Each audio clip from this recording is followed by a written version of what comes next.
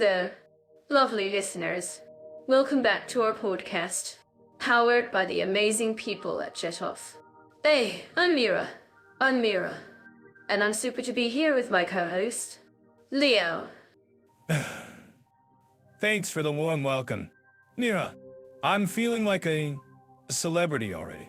So, what's new with you? Did you have any crazy adventures between our last podcast and this one? Yes. I did have a funny incident. Leo, I was trying to cook breakfast, and I managed to set off the fire alarm. I mean, who needs coffee when you can have a smoke-filled kitchen, right? Ouch. That sounds like a close call. I'm glad you're okay. Mira, I'm a bit of a klutz myself, so I can relate. But what happened next? Did you have to evacuate the building? No, it was just a minor mishap. The fire department arrived, and they were like, "Ma'am, you might want to check your stove." I was like, "Oh, yeah, I think I'll take care of that." Whoops. Nice one. Mira, I'm sure the fire department appreciated your sense of humor. Anyway, enough about my co-host's cooking skills. Today, we're going to talk about the fascinating countries Monaco and Papua New Guinea. That's right. Leah, we're going to dive into the differences between these two countries and help our listeners make informed decisions about traveling, living, or even marrying someone from one of these countries. Exactly. With this podcast, we want to be your comprehensive guide to navigating the complexities of these two countries. We'll answer all your questions, from safety and economy to culture and climate. And don't worry, we won't leave you hanging. We'll cover everything from the basics to the more advanced topics, so you'll feel confident in your decisions, whether you're a seasoned traveler or a curious beginner. This podcast is for you. So, let's get started. Today's topic is one: Introduction, where we'll set the stage for our comparison of Monaco and Papua New Guinea. Stay tuned, folks, and get ready for some fascinating insights. And don't forget to like and subscribe to our channel for more exciting content like this.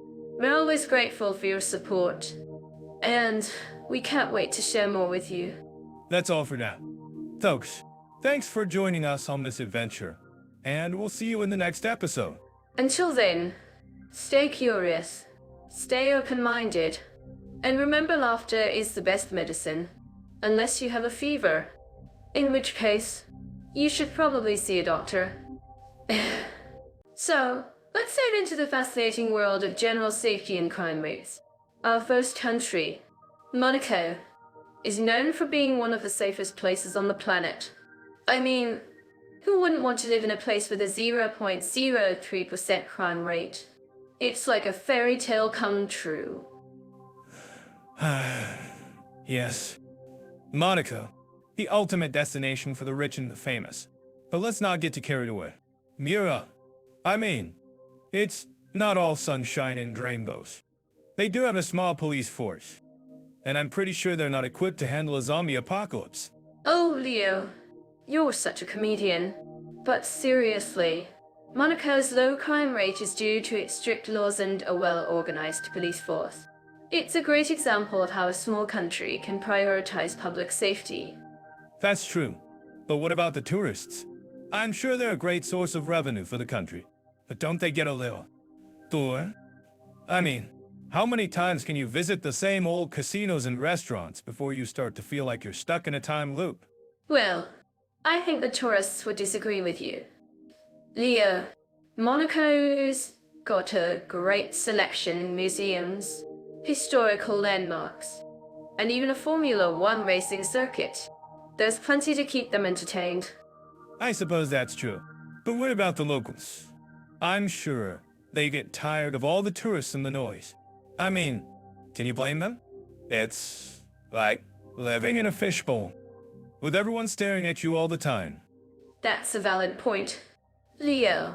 But Monaco's got a great balance between tourism and local life. They've got a strong sense of community, and the locals are proud of their heritage. I see what you mean. But what about the crime rates in Papua New Guinea? I'm sure they're a lot higher than Monaco's. I mean, it's a country with a lot of poverty and social issues. Yes. Papua New Guinea. It's a country with a lot of challenges, but also a lot of potential. And yes, the crime rates are higher than Monaco's, but that's not surprising given the country's economic and social situation. I agree. But what about the tourist areas? I'm sure they're not as safe as Monaco's. I mean, have you heard about the crime rates in Port Moresby? Oh, yes. Port Moresby.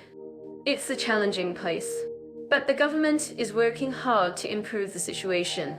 And yes, the tourist areas are generally safe, but it's always a good idea to exercise caution when traveling. I see what you mean. But what about the local culture? I'm sure it's a lot more vibrant than Monaco's. I mean, Papua New Guinea's got a rich tradition of music, dance, and art. Yes. The local culture is indeed vibrant and rich. And yes, it's a lot more diverse than Monaco's. But what about the challenges they face? I'm sure they're not as easy to overcome as Monaco's. That's true. But what about the resilience of the Papua New Guinean people? I'm sure they're a lot more resourceful than we give them credit for. Yes. The resilience of the Papua New Guinean people is indeed impressive. And yes, they're a lot more resourceful than we give them credit for. I see what you mean. But what about the role of tourism in both countries? I'm sure it's a lot more important in Papua New Guinea than in Monaco. Yes. Tourism is indeed important in both countries, but in different ways. In Monaco, it's more of a luxury industry, while in Papua New Guinea, it's more of a way to preserve the local culture and economy. I see what you mean. But what about the challenges of tourism in both countries? I'm sure they're not as easy to overcome as they seem. Yes. The challenges of tourism in both countries are indeed significant. But what about the potential benefits? I'm sure they're worth fighting for. Yes. The potential benefits of tourism in both countries are indeed worth fighting for. And yes, they're a great way to promote cultural exchange and understanding. I'm curious. Leo, what do you think our listeners think about the safety and crime rates in both Monaco and Papua New Guinea? Well, I think they'd probably agree that Monaco is a much safer place than Papua New Guinea. But I'm sure they'd also appreciate the unique challenges and opportunities that both countries present. And I'm sure they'd also appreciate our witty banter and humorous takes on the topic. Yes. And I'm sure they'd also appreciate the fact that we didn't bore them to tears with too much statistics and numbers. Well, I think that's a wrap for this topic. Thanks for joining us. And we'll see you in the next episode. I'm curious about the governance in Monaco, which is known for being one of the most stable and peaceful countries in the world. They have a constitutional monarchy, where the monarch serves as the head of state, but the actual power is held by the Prime Minister and the Council of Government. That's fascinating. I've heard that Monaco has a unique system where the monarch, the prince, has a lot of symbolic power, but the real decision-making is done by the government. It's like having a king, but without the actual power. Exactly. And what's interesting is that Monaco has a very low crime rate, with almost no violent crimes reported. It's like a paradise on earth, where everyone gets along and lives in harmony. I can see why you'd say that. But seriously, I've heard that Monaco has a strong tradition of community engagement and civic participation. The prince actually meets with citizens regularly to discuss their concerns and ideas. That's amazing. I'm sure our listeners would love to know more about that. I'm curious. Have any of you had the chance to meet the Prince of Monaco or participate in any of the community events? I think it's worth noting that Monaco's social harmony is also due in part to its small population and high standard of living. When everyone is well off and happy, it's easier to get along, right? That's a good point, Leo. But I think there's more to it than just economics. Monaco's unique cultural identity and sense of community must play a role in its social harmony. I agree. And I think that's where Jet Off II comes in, providing insights and data on how different countries approach social harmony and community engagement. It's a fascinating topic, and I'm sure our listeners would love to learn more. Absolutely. And speaking of data, I've been looking into some statistics on Monaco's social harmony, and it's clear that the country has a strong tradition of volunteerism and community service. That's great to hear. I've heard that Monaco has a high percentage of citizens who participate in volunteer work, which is really impressive. And I'm sure it's not just about the numbers, but also about the sense of community and social responsibility that comes with it. Exactly. And what's interesting is that Monaco's social harmony is not limited to its citizens, but also extends to its expat community. Many people who live in Monaco comment on the welcoming and inclusive nature of the community. Ah, that's music to my ears. I think it's great that Monaco has created a sense of belonging for its expats, who are an integral part of the community.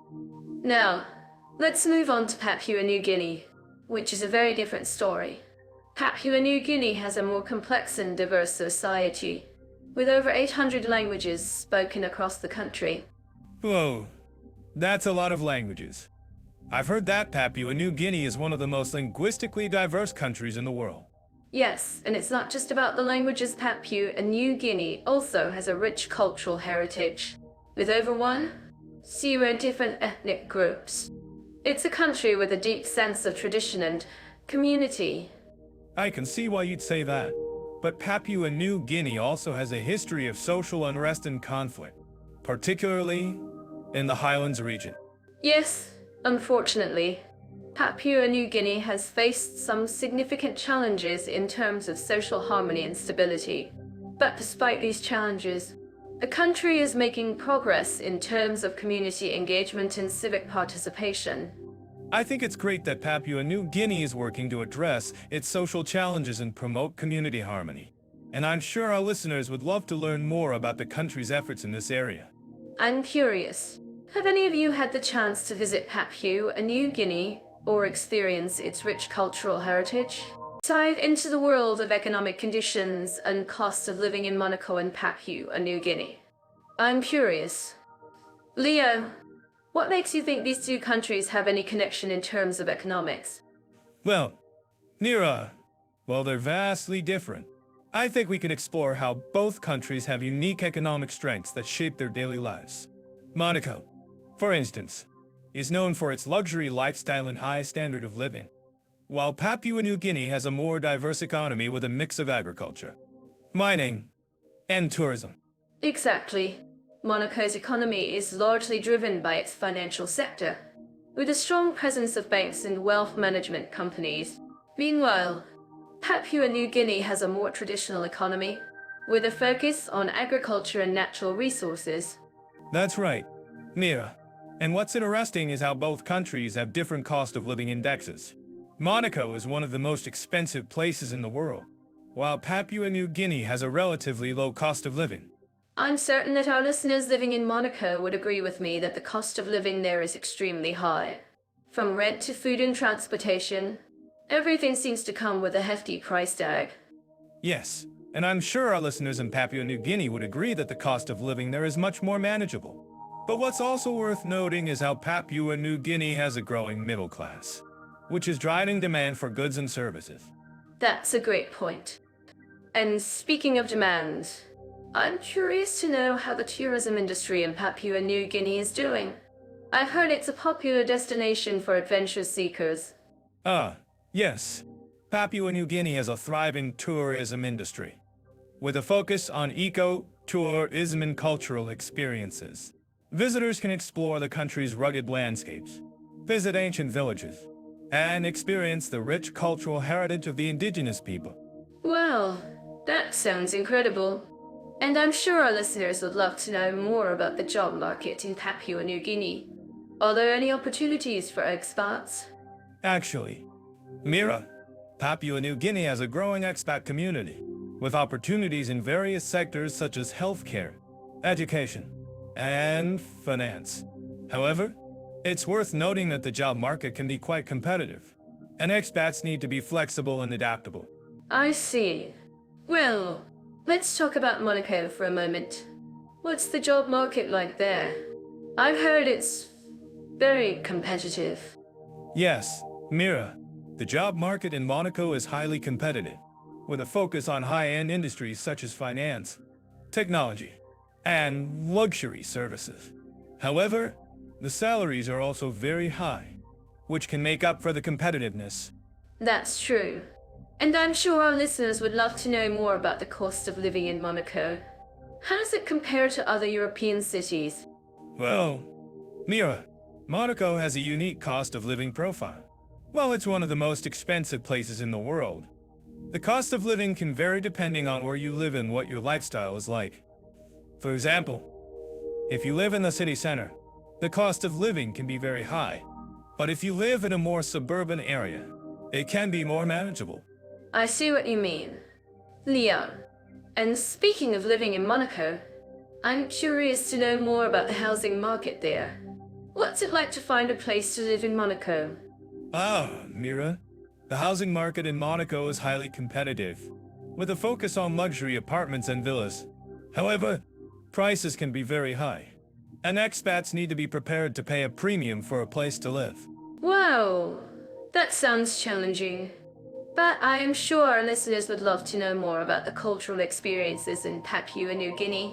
What's it like to live in a country with such a rich cultural heritage?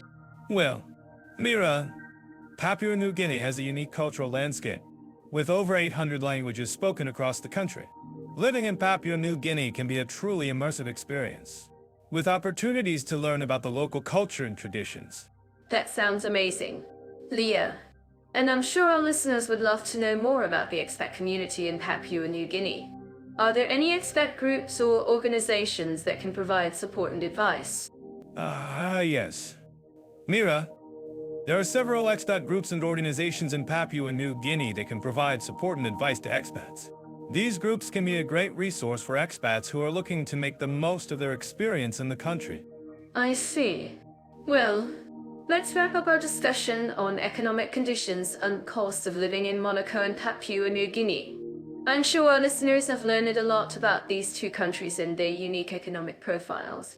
Yes, Mira, and I'm sure our listeners will appreciate the insights and perspectives we've shared today.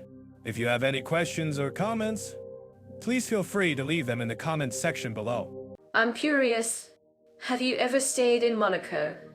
Leo, what was your experience like? Oh, yes, I have. It was a surreal experience, to say the least. I stayed in a luxurious penthouse apartment overlooking the harbor. The views were breathtaking, but the prices? Well, let's just say I had to sell my soul to afford it. I can imagine. Monaco is indeed known for its high-end lifestyle. But what about the affordability of housing in general? Do you think it's a challenge for expats to find affordable accommodation? Absolutely. Monaco is one of the most expensive places to live in the world. Even locals struggle to find affordable housing. But, you know, when you're paying that much for a place, you expect a certain level of luxury, right? That's true. But what about the quality of the apartments? Are they worth the high prices? Well, the quality is top-notch. Of course, you get what you pay for, after all. But, I mean, it's not just about the physical condition of the apartment. It's also about the amenities and services you get.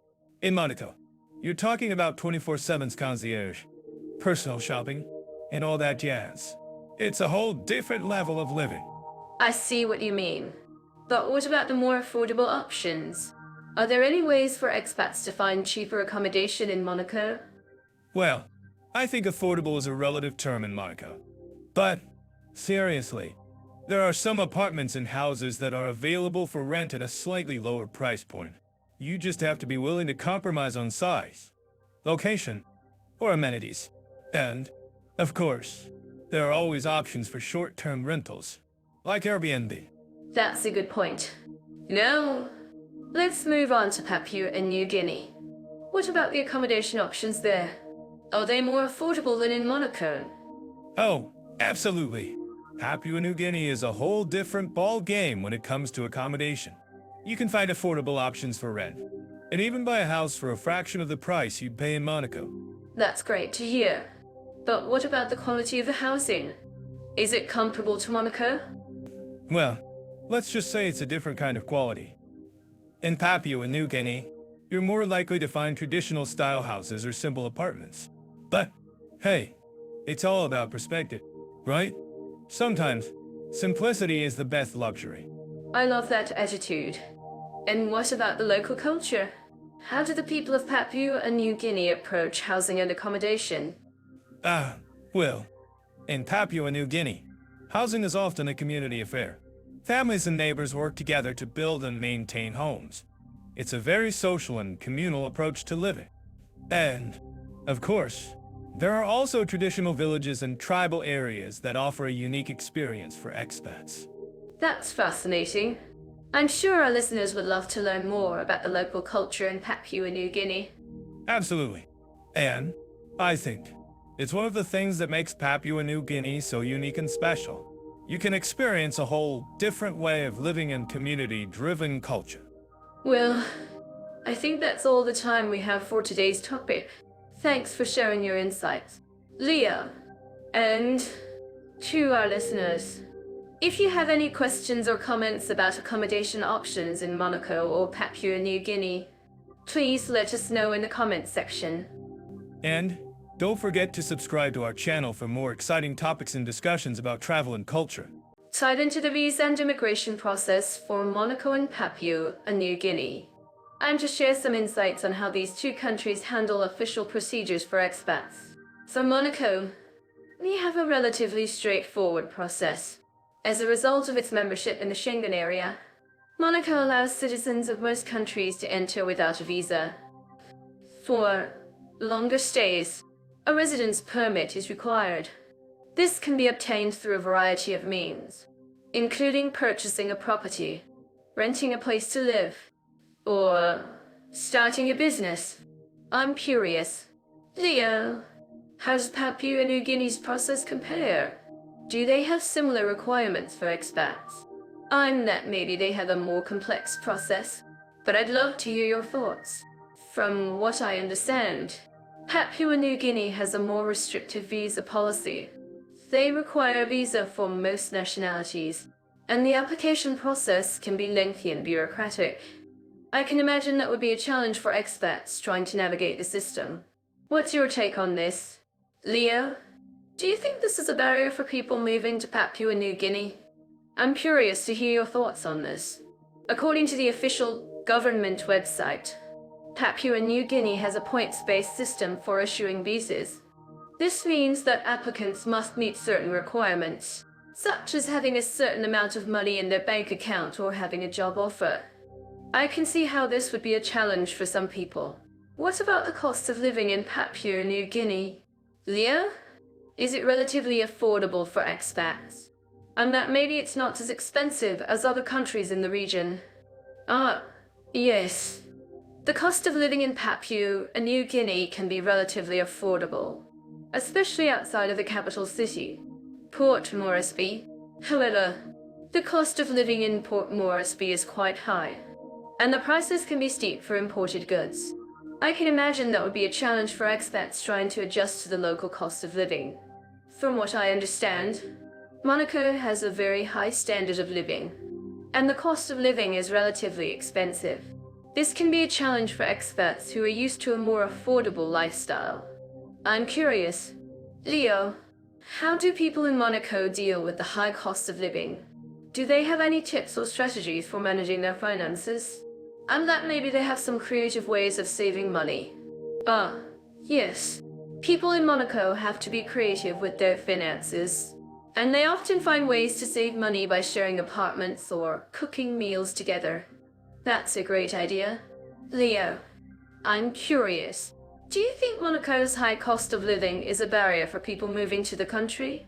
And that maybe it's not a barrier, but rather a challenge that people can overcome with careful planning and budgeting.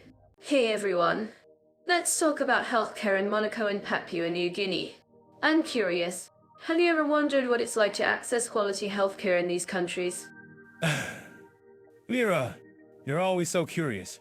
Let me tell you, As an expat living in Monaco, I've had my fair share of experiences with the local healthcare system.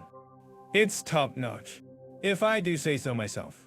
Well, I'm sure it's not just about you, Leo. But seriously, Monaco has a well-developed healthcare system, with a range of public and private hospitals and medical facilities. What's it like to receive care there? Well, Mira, it's like having a personal doctor at your beck and call. The hospitals are modern, and the staff is highly trained. But what really impresses me is the emphasis on preventive care. They encourage regular checkups and screenings to catch any health issues before they become major problems. That's really interesting.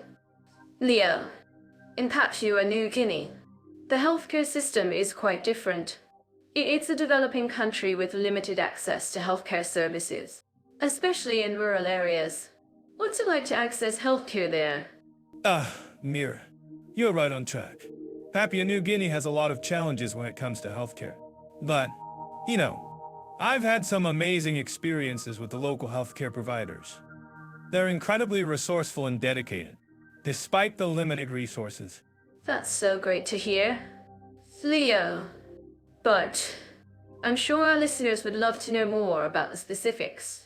For example, what about the cost of healthcare in Papua New Guinea? Is it affordable for expats? Good question. Mira, the cost of healthcare in Papua New Guinea can be a bit steep, especially for non-residents. But if you're planning to stay for a while, it's definitely worth considering. And as an expat, you might be eligible for certain benefits and discounts. I see. Well, let's talk about the quality of healthcare in both countries. In Monaco, the hospitals are world-class, with state-of-the-art equipment and highly trained staff. But what about the patient experience? Is it warm and welcoming? Mira, you're always asking the tough questions. But seriously, the patient experience in Monaco is generally excellent.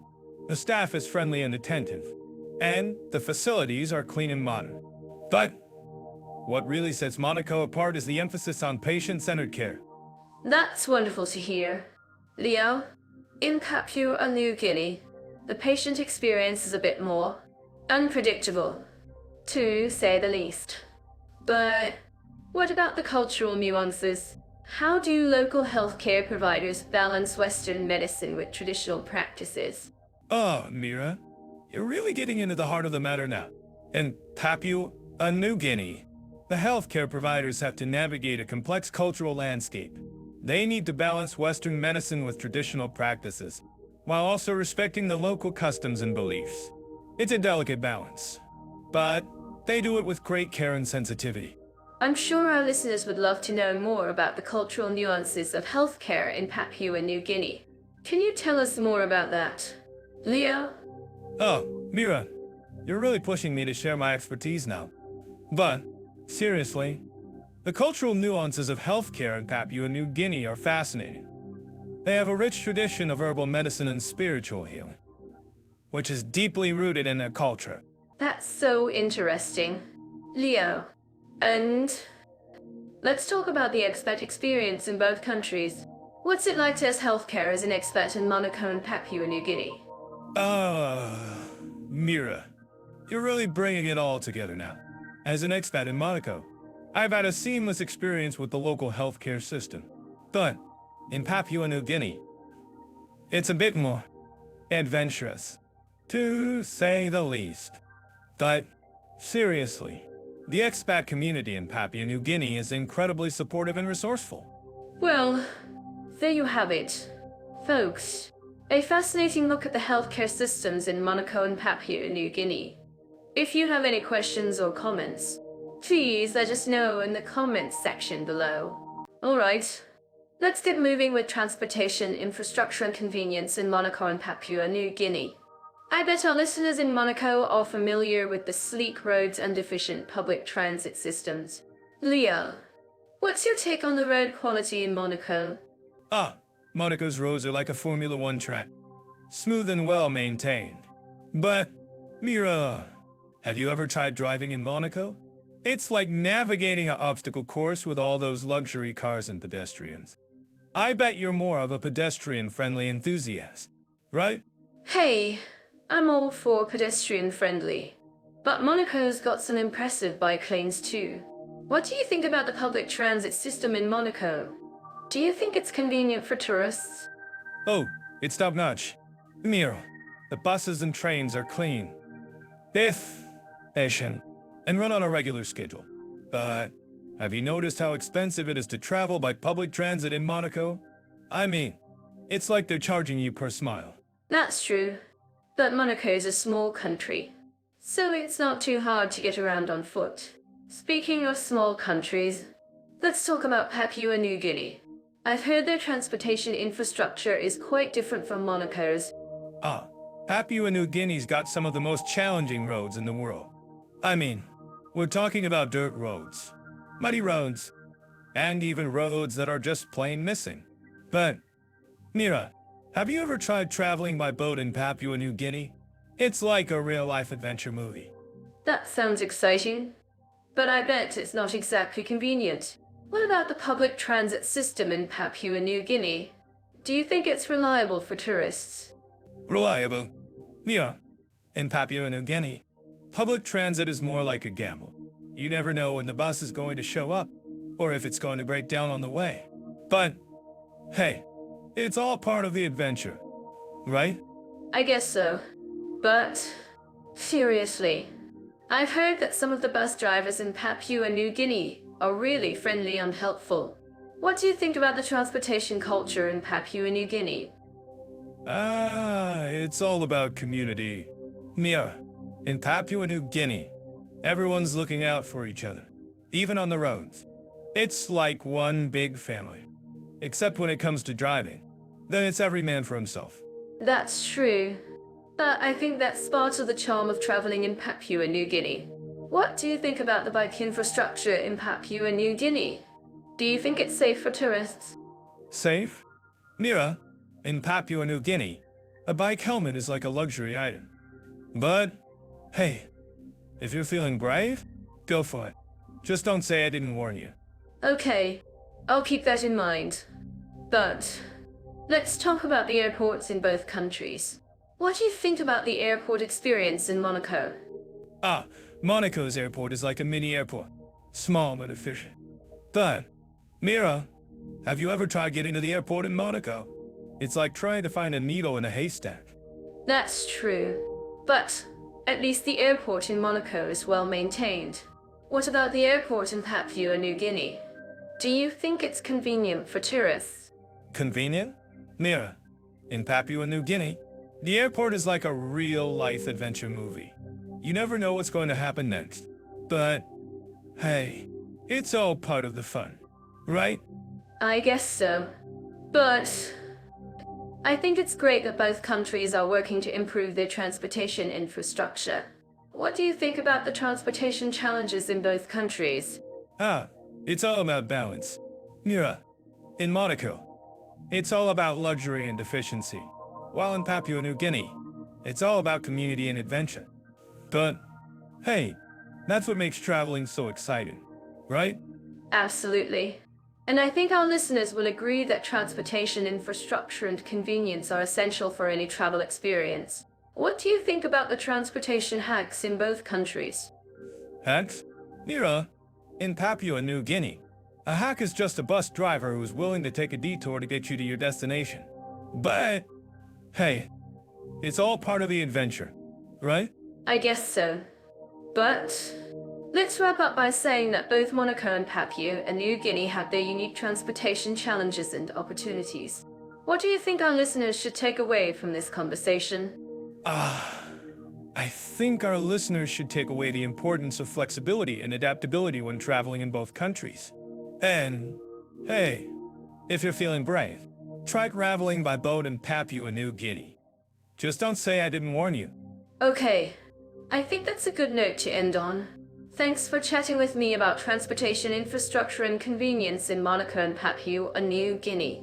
We're diving into the world of language barriers and the ease of communication into fascinating countries, Monaco and Papua New Guinea. Let's start with Monaco. shall we? I'm curious to know. Leo, what's the linguistic landscape like in this tiny but glamorous principality? Ah, Monaco, where the rich and famous come to play. Well, Mira, as you know, Monaco is officially French in Monégasque. But let's be real, most people speak English, especially in the service industry. It's a hub for the international jet set. After all, That's true. But have you ever tried ordering a coffee in Monégasque? I attempted it once, and the barista just looked at me like I was speaking gibberish. I'm sure it's a low start, but I'd love to hear more about the language spoken in Monaco.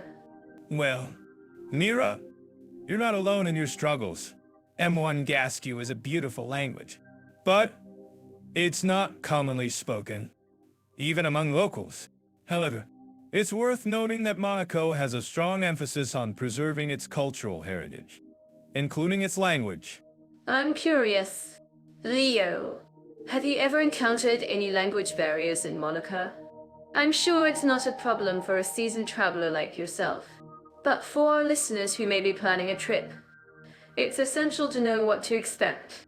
Ah, yes, I have had my share of language mishaps in Monaco. But, you see, Mira, it's all about attitude. A smile and a friendly demeanor can go a long way in communicating even when languages are different. And, of course, learning a few basic phrases in Monégasque never hurts. That's so true. Yeah. A smile and a bit of humor can conquer any language barrier. But let's move on to Papua New Guinea, shall we? I've heard the language diversity in this country is staggering. Can you tell us more about it, Leah? Ah, Papua New Guinea, a country with over 800 languages spoken. It's a linguistic paradise, but also a challenge for foreigners. The official languages are Tok Pisin, English, and Hirimotu, but you'll find many other languages spoken in different regions. Wow, that's incredible. I can only imagine the challenges of communicating in a country with such linguistic diversity. But I'm sure our listeners would love to know more about the language spoken in Papua New Guinea. Can you tell us about the language of the locals? Leo? Well, Mira, the locals in Papua New Guinea speak a variety of languages, depending on their region and tribe. For example, in the highlands, you'll find languages like Tok Pisin and Hirimotu, while in the islands, you'll find languages like the Slama and English. I'm curious. Leo, have you ever tried to communicate with locals in Papua New Guinea? I'm sure it's not easy, but I'm sure you've had some fascinating experiences. Ah, Mira, I've had my share of language mishaps in Papua New Guinea, but I've also had some amazing experiences communicating with locals. It's all about being respectful and patient. And, of course, learning a few basic phrases in the local language. That's so true. Leo, communication is key in any culture. And being respectful and patient can go a long way in bridging language gaps. But let's talk about the challenges of language barriers in both countries. What do you think is the biggest challenge for foreigners in Monaco and Papua New Guinea? Leo? Ah, Mira, I think the biggest challenge is the lack of language skills among locals, especially in Papua New Guinea. However, in Monaco, the challenge is more about the language of tourism, which is often English, but also Monégasque and French. I see what you mean. Leo, in Monaco, the language of tourism is indeed a challenge. But in Papua New Guinea, the language diversity is a bigger challenge. But what about our listeners who are planning to move to either country? What advice would you give them? Leo? Ah, Mira, my advice would be to learn the local language, if possible, and be patient and respectful when communicating with locals. And, of course, learn a few basic phrases in the local language, like hello and thank you. That's so true. Leo, learning a few basic phrases in the local language can go a long way in communicating and showing respect for the culture. And I'm sure our listeners would love to know more about the cultural norms and customs in both countries. Can you tell us more about it? Leo? Ah, Mira, In Monaco, the cultural norms and customs are largely influenced by French and Gasque culture. In Papua New Guinea, the cultural norms and customs are influenced by the country's indigenous cultures. I'm curious. Leo, have you ever attended any cultural events in Monaco or Papua New Guinea? I'm sure it's a fascinating experience, but also a challenge for language barriers. Mira, I've attended many cultural events in both countries, and it's indeed a fascinating experience. But it's also a challenge for language barriers, especially in Papua New Guinea. Well, Leo, I think that's all the time we have for today. But before we go, I'd like to ask our listeners, have you ever experienced any language barriers in Monaco or Papua New Guinea? Share your stories with us in the comments below. Mira, I think that's a great idea. And to our listeners, I'd like to say, if you're planning to move to either country, be patient and respectful when communicating with locals, and learn a few basic phrases in the local language. That's so true. Leo, thank you for joining me today, and we'll see you in the next episode. I'm curious about how Monaco's diverse population is reflected in its cultural landscape. It's a tiny country, but it has a rich mix of nationalities and cultures. That's a great point. Mira, Monaco's population is about 39, but it's estimated that over 40% of residents are from other countries. That's a significant number, considering its small size. Exactly. And I think it's amazing how Monaco has managed to create a harmonious environment despite these differences. I mean, you can walk down the streets and hear multiple languages being spoken. That's true. Mira, and it's not just about the languages spoken. It's also about the cultural events and festivals that take place throughout the year. Monaco has a strong tradition of celebrating its multicultural heritage. I'm certain that our listeners living in Monaco would agree with me that the country's cultural diversity is one of its greatest strengths. It's a melting pot of different cultures, and it's something that makes the country so unique. I think that's a great observation, Mira, and it's not just limited to Monaco. I think Papua New Guinea, our second country, also has a rich cultural diversity. Yes. Papua New Guinea is a fascinating country when it comes to cultural diversity.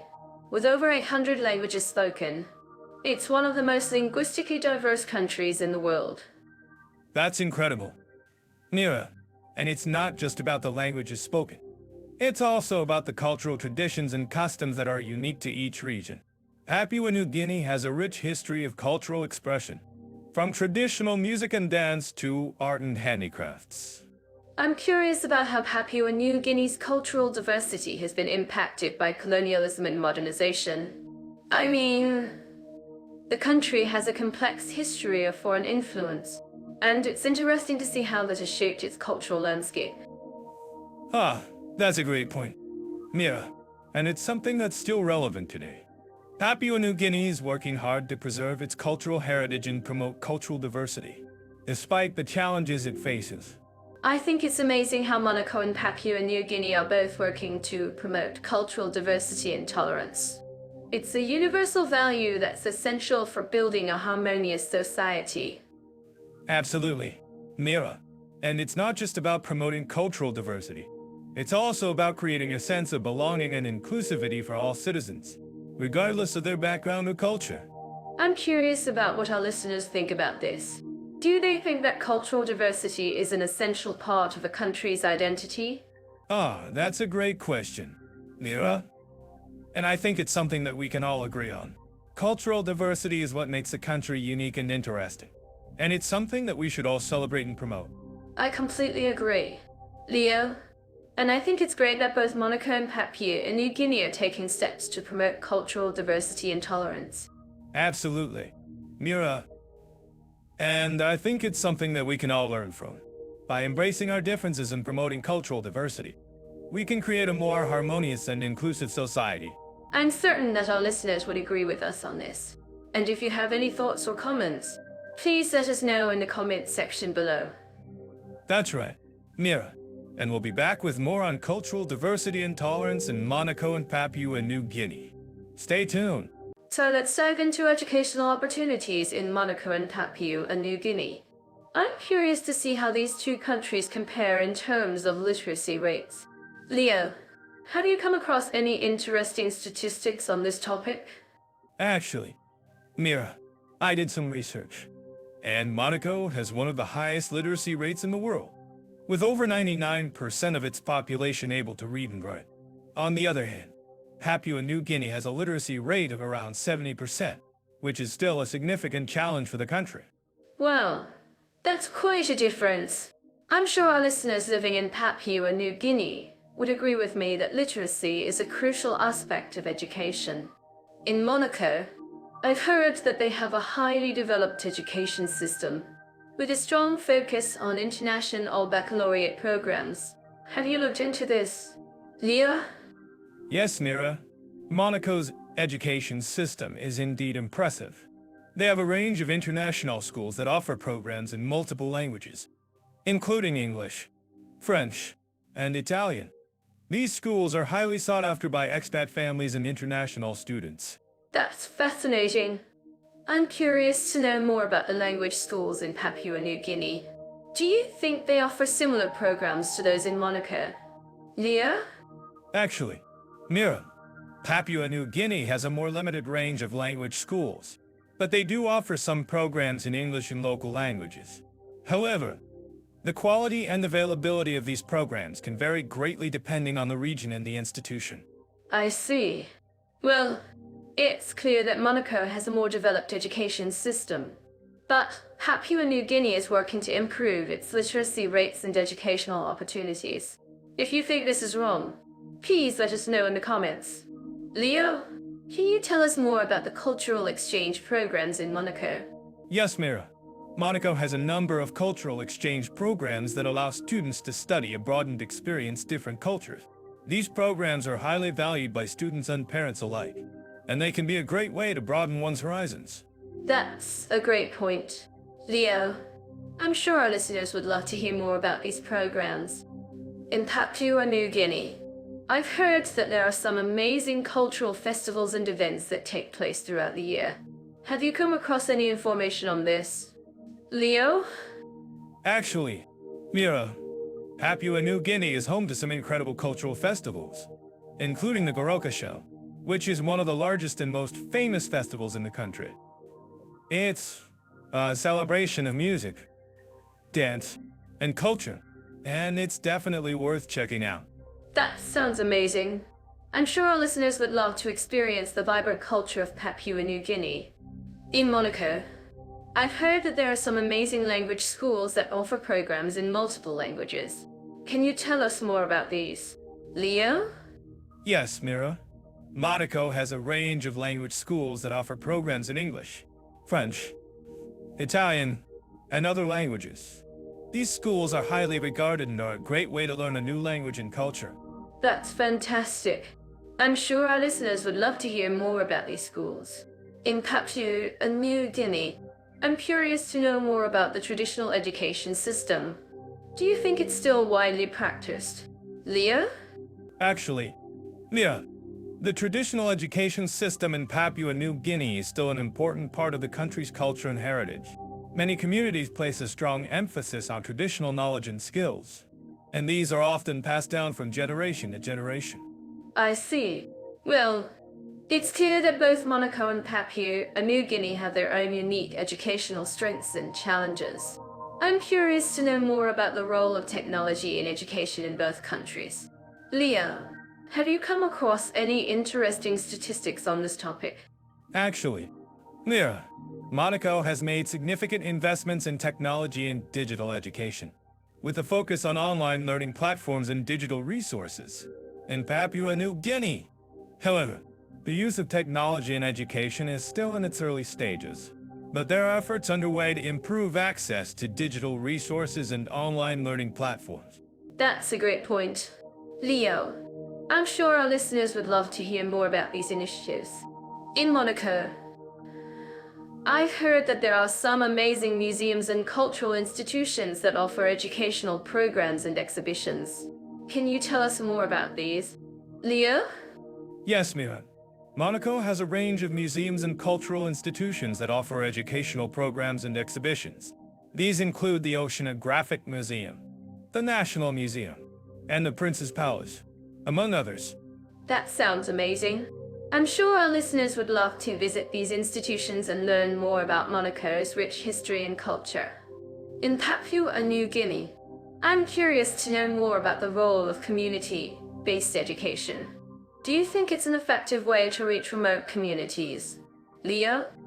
Actually, Mira, community-based education is a vital part of Papua New Guinea's education system. Many communities have established their own education programs and resources, which are tailored to the specific needs and circumstances of the local population. I see. Well, it's clear that both Monaco and Papua New Guinea have their own unique approaches to education. I'm curious to know more about the role of language in education in both countries.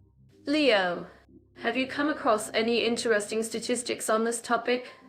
Actually, Mira, language is a critical aspect of education in both Monaco and Papua New Guinea. In Monaco, the official language is French, but many students also study English and other languages. In Papua New Guinea, the official language is Tok Pisin, but many students also study English and other local languages. That's a great point.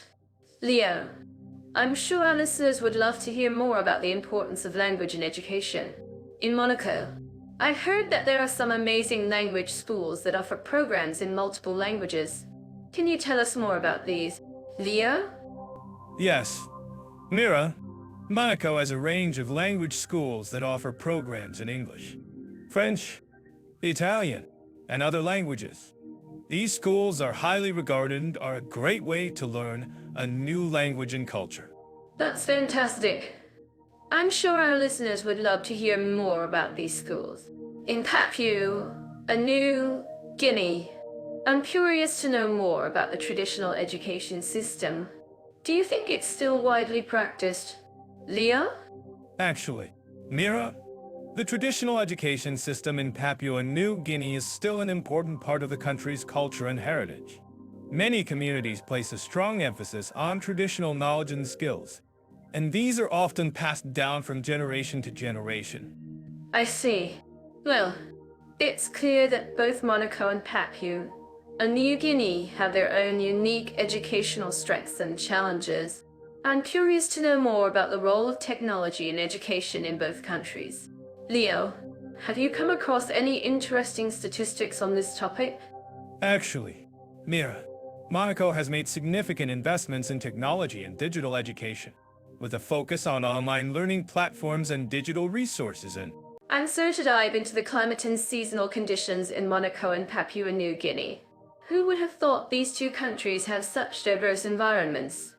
Yeah, Monaco is a Mediterranean coastal city-state with a mild climate, while Papua New Guinea is a tropical island nation with a vast range of ecosystems. I'm curious, Mira, how do you think this contrast affects the daily lives of people living in these countries? Well, in Monaco, the mild climate means residents can enjoy outdoor activities like hiking, biking, and sailing year-round. I'm sure our listeners who live in Monaco would agree with me that the Mediterranean diet is a staple of the local cuisine, with an emphasis on fresh seafood and vegetables. That's true. But in Papua New Guinea, the climate is much more extreme. The country experiences a tropical wet season, with heavy rainfall and flooding, as well as a dry season with droughts and heat waves. I'm curious, Mira, how do you think the local culture has adapted to these seasonal changes? Great question. Leo, in Papua New Guinea, the traditional culture has developed a strong connection with nature. The indigenous people have a deep understanding of the land and the weather patterns, which allows them to anticipate and prepare for the seasonal changes. I'm sure our listeners who have experienced the tropical climate of Papua New Guinea would agree with me that it's a challenging but beautiful environment. I can imagine. In Monaco, the climate is much more predictable. with a Mediterranean climate characterized by mild winters and warm summers. But I'm curious, Mira, how do you think the local government in Monaco has addressed the issue of climate change? Ah, great point. Leo. Monaco has been a leader in sustainability and environmental protection. The government has implemented various initiatives to reduce carbon emissions, such as promoting electric vehicles and increasing energy efficiency in buildings. I'm sure our listeners who are interested in sustainability would appreciate learning more about Monaco's efforts. That's impressive. But in Papua New Guinea, the government has faced challenges in addressing climate change, particularly in the rural areas where access to resources and infrastructure is limited. I'm curious, Mira, how do you think the local communities in Papua New Guinea have adapted to the challenges of climate change? Ah, great question. Leo, in Papua New Guinea, the local communities have developed innovative solutions to address the challenges of climate change. For example, they have implemented traditional farming practices that are resistant to drought and flooding. And they have also developed early warning systems to predict and prepare for natural disasters. I'm sure our listeners who have experienced the challenges of climate change in Papua New Guinea would agree with me that resilience is key. I can imagine. In Monaco, the government has also implemented various initiatives to address climate change, such as investing in renewable energy and promoting sustainable tourism. But I'm curious, Mira, how do you think the local residents in Monaco have adapted to the changing climate? Ah, great point. Leo, in Monaco, the local residents have developed a strong sense of community and cooperation to address the challenges of climate change. For example, they have implemented community-led initiatives to reduce waste and promote sustainable practices. I'm sure our listeners who live in Monaco would agree with me that a strong sense of community is essential in addressing climate change. That's great to hear. But in Papua New Guinea, the government has also implemented various initiatives to address climate change, such as investing in renewable energy and promoting sustainable agriculture. I'm curious, Mira, how do you think the local culture in Papua New Guinea has adapted to the changing climate? Ah, great question. Leo, in Papua New Guinea, the local culture has developed a strong connection with nature, which allows them to adapt to the changing climate. For example, they have traditional knowledge of the land and the weather patterns, which allows them to anticipate and prepare for the seasonal changes. I'm sure our listeners who have experienced the tropical climate of Papua New Guinea would agree with me that it's a challenging but beautiful environment. I can imagine. In Monaco, the government has also implemented various initiatives to promote sustainable tourism, which is a significant contributor to the local economy. But I'm curious, Mira, how do you think the local residents in Monaco have adapted to the changing climate in terms of tourism?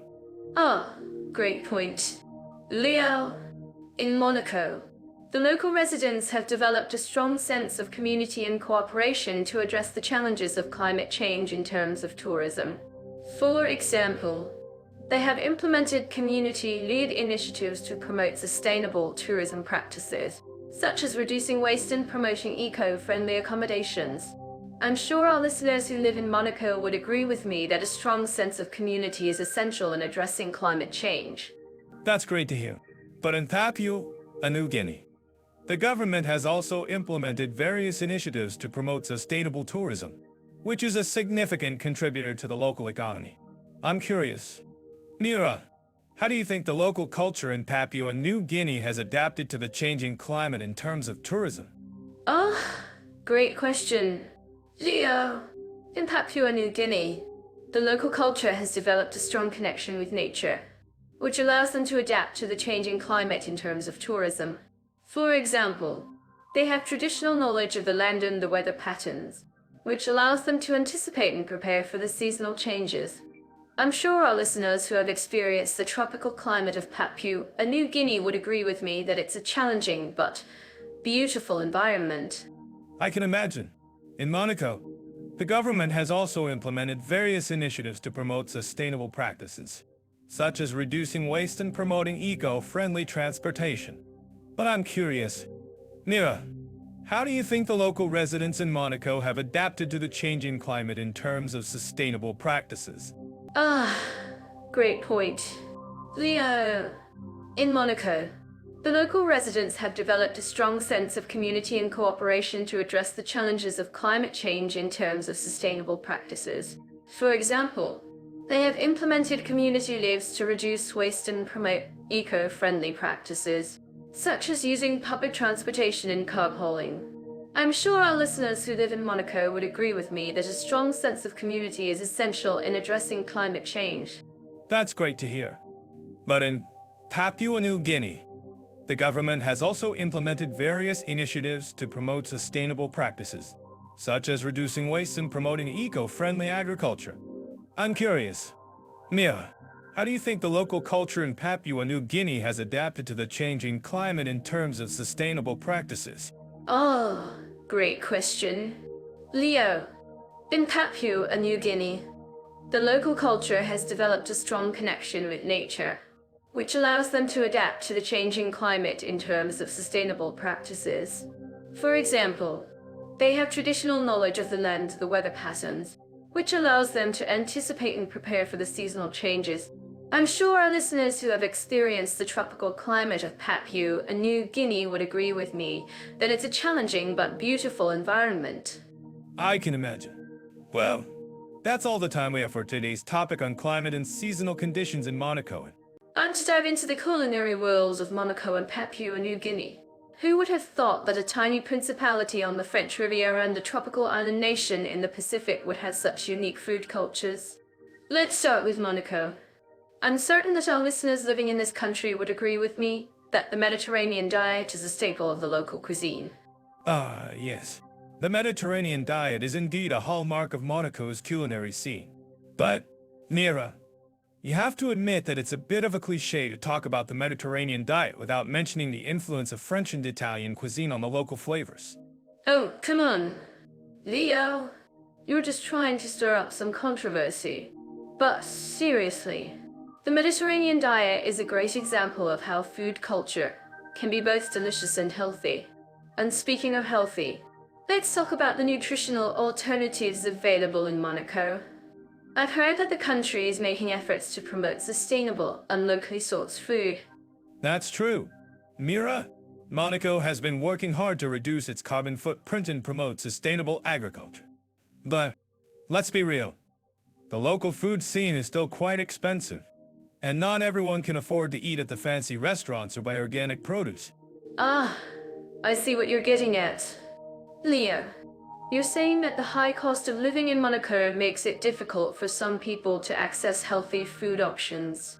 But I think that's a great opportunity for us to talk about the importance of food affordability and accessibility.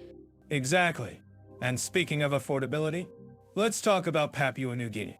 I've heard that the local cuisine is all about traditional ingredients and recipes. Can you tell us more about that? Mira? Yes.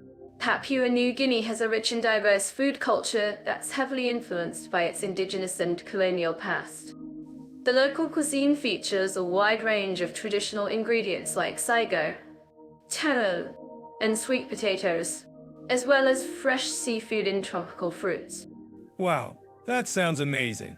And I'm sure our listeners would love to know more about the unique flavors and ingredients of Papua New Guinea. Can you tell us about some of the traditional dishes and recipes? Of course. One of the most popular traditional dishes in Papua New Guinea is the miamu, which is a type of meat pie made with local ingredients like pork, chicken, and vegetables. And then there's the saksake, which is a type of traditional bread made with sabo flour and coconut milk. Those sound delicious. And I'm sure our listeners are curious about the nutritional value of these traditional dishes. Can you tell us more about the health benefits of eating traditional Papua New Guinean cuisine? Yes. Traditional Papua and New Guinean cuisine is all about using locally sourced and seasonal ingredients, which makes it a great example of sustainable and healthy eating. And, as we mentioned earlier, the local cuisine is also heavily influenced by the country's indigenous and colonial past, which makes it a unique and fascinating cultural experience. That's so true. Mira, And I think that's one of the things that makes food culture so fascinating. It's a window into the history, culture, and values of a particular place and community. And speaking of community, let's talk about the role of food in bringing people together in Monaco and Papua New Guinea. What a great topic. Leo, in both Monaco and Papua New Guinea, food plays a central role in community and social life. Whether it's a traditional meal shared with family and friends or a street food festival, food is a way to connect with others and build relationships. Exactly. And I think that's something that we can all learn from. Food has the power to bring people together and create a sense of community and belonging. And as we mentioned earlier, food culture is also a great way to preserve cultural heritage and traditions. That's so true. Leo, and I think that's something that our listeners can take away from this conversation, the importance of preserving cultural heritage and traditions through food culture. Absolutely. And as we wrap up this segment, I'd love to hear from our listeners. Do you have any favorite traditional dishes or recipes from Monaco or Papua New Guinea? Share them with us in the comments below. And don't forget to subscribe to our podcast for more foodie adventures and cultural explorations.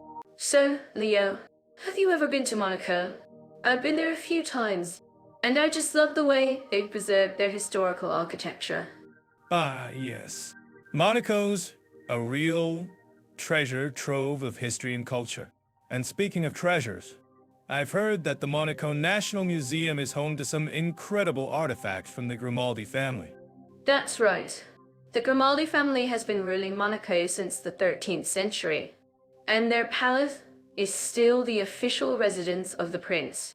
But what really fascinates me is the way the people of Monaco have managed to maintain their unique cultural identity despite being a tiny country surrounded by France and Italy.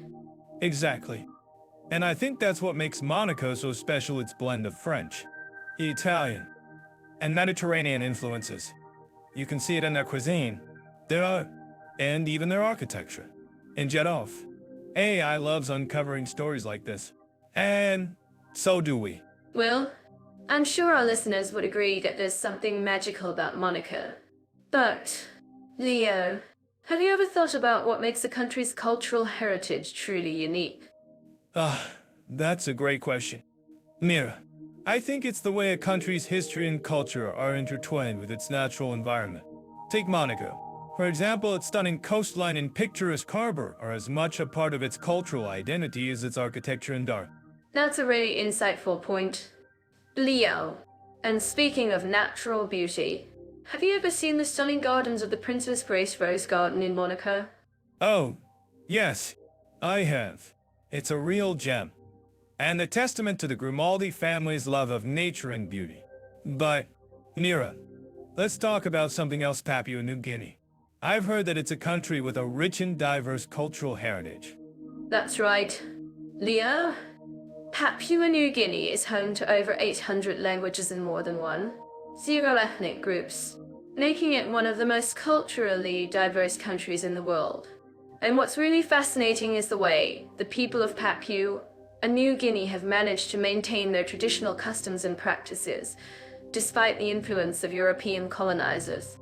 Wow, that's amazing! I've heard that the traditional dance and music of Papua New Guinea are particularly vibrant and expressive. Have you ever seen a traditional Papua New Guinean dance performance? Mira? Actually, Leo, I have.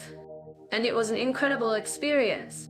The way the dancers moved and the music seemed to come alive, it was truly magical.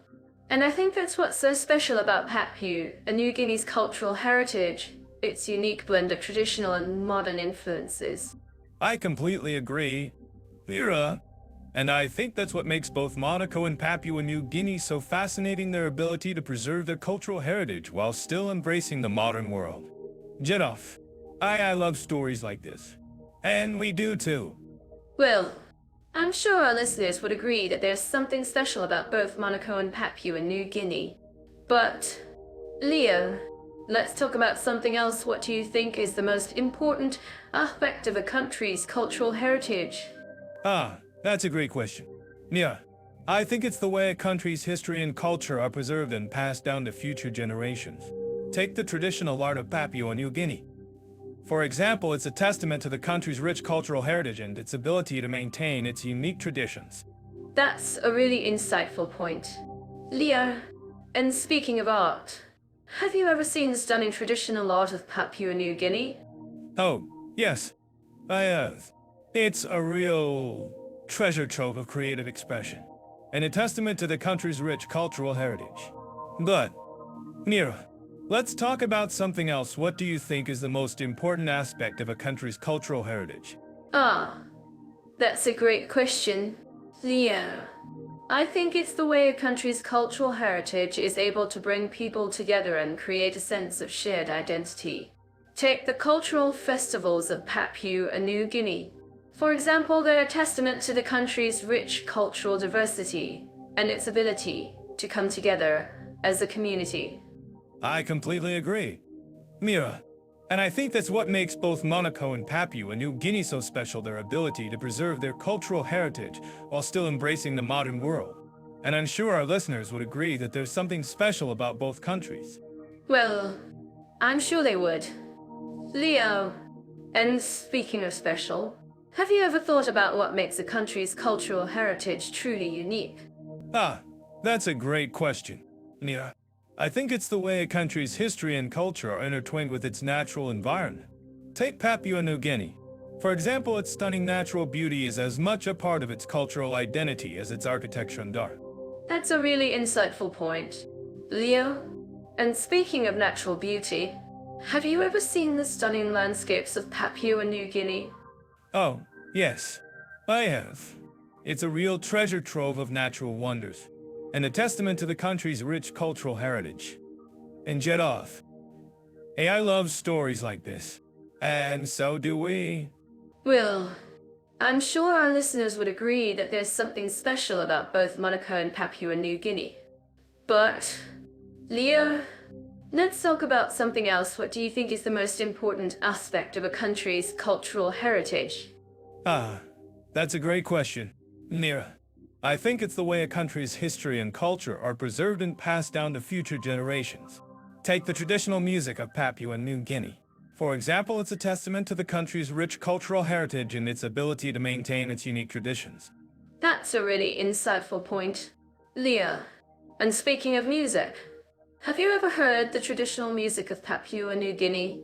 Oh, yes, I have. It's a real treasure trove, creative expression, and a testament to the country's rich cultural heritage. But, Mira, let's talk about something else. I'm curious. What do you think our listeners would say about the cultural heritage of Monaco and Papua New Guinea? Ah, that's a great question. Leo, I think our listeners would say that both countries have a unique and rich cultural heritage that is worth preserving and celebrating. And I'm sure they would agree that there's something special about both Monaco and Papua New Guinea. I completely agree, Mira. And I think that's what makes both countries so fascinating, their ability to preserve their cultural heritage while still embracing the modern world. Jet off. I love stories like this. And we do too. I'm so to dive into the natural beauties and landscapes of Monaco and Papua New Guinea. Who wouldn't love a country with casinos and yacht-filled harbors, and another with lush rainforests and majestic fjords? Ah, Monaco's got its fair share of glitz. But have you seen the stunning coastline of Papua New Guinea? It's like a postcard come to life. I know, right? The rugged mountains and sparkling waterfalls are just breathtaking. But let's talk about Monaco's unique feature, the Prince's Palace. It's been around since the 13th century. That's nothing compared to Papua New Guinea's ancient Karoka. It's over 0 years old and features some of the most impressive cave art in the world. Well, I'd love to see that. But Monaco has its own share of natural wonders. The rock formations at the Ezi village are simply stunning. And don't even get me started on Papua New Guinea's coral reefs. They're some of the most vibrant and diverse in the world. That's amazing. I'm certain that our listeners living in Papua and New Guinea would agree with me. The country's unique wildlife is just incredible. From birds of paradise to tree kangaroos. It's like a zoo on steroids. That's one way to put it. But Monaco's got its own share of wildlife. 2. The country is home to the famous Barbary macaques. Ah, yes.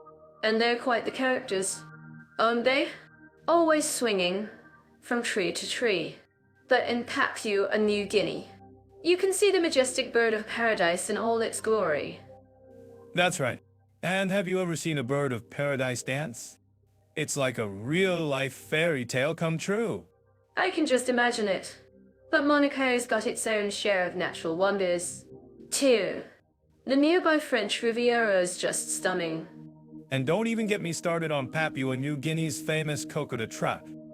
It's a challenging hike, but the views are simply breathtaking. I've heard that the track is quite treacherous, but Monaco's got its own share of adventure sports, too. From rock climbing to parasailing, there's something for everyone. That's right.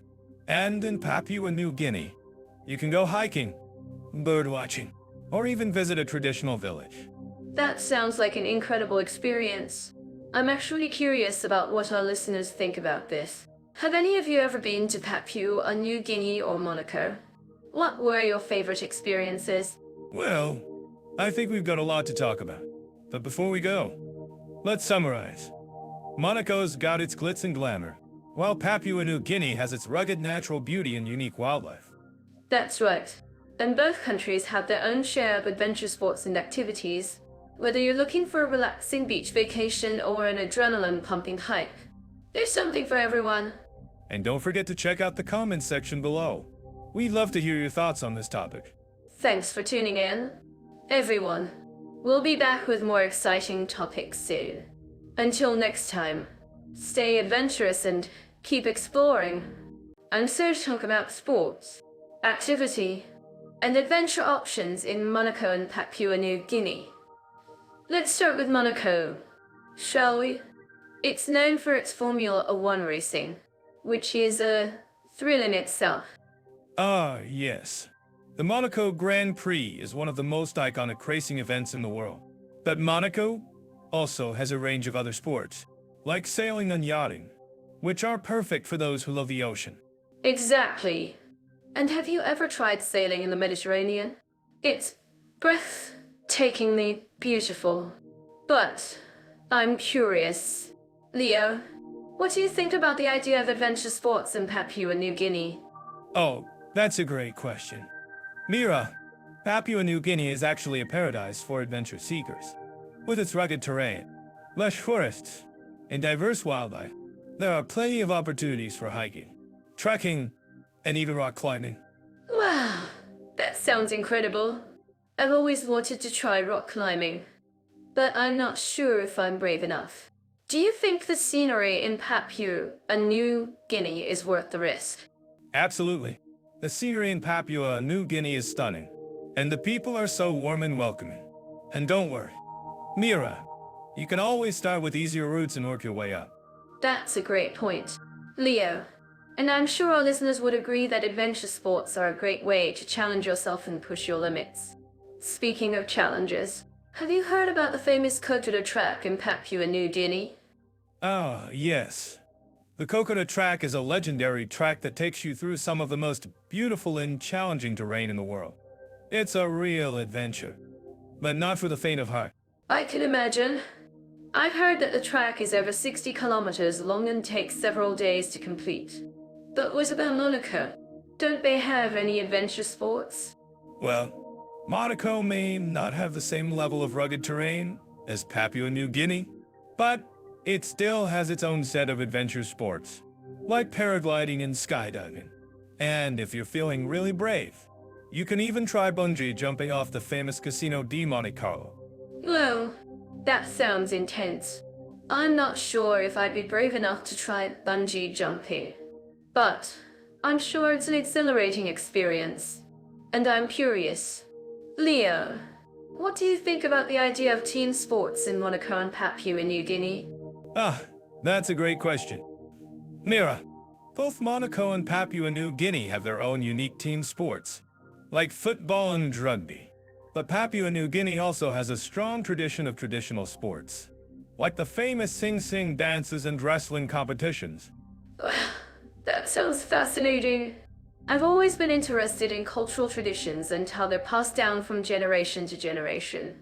And I'm sure our listeners would love to learn more about them. Absolutely. And I think it's great that we're highlighting the unique aspects of each country. After all, that's what makes travel so exciting, right? Exactly. And speaking of excitement, I'm curious. Leo, have you ever tried any of the adventure sports in Papua New Guinea? Ah, yes. I've actually tried rock climbing and hiking in Papua New Guinea, and it was an incredible experience. The scenery was breathtaking, and the people were so friendly and welcoming. That's amazing. I'm sure our listeners would love to hear more about your experience. And I'm curious. Leo, what do you think about the idea of ecotourism in Papua New Guinea? Ah, that's a great question.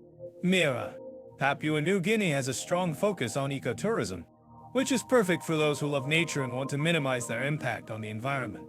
Exactly. And I think it's great that we're highlighting the importance of responsible travel and ecotourism.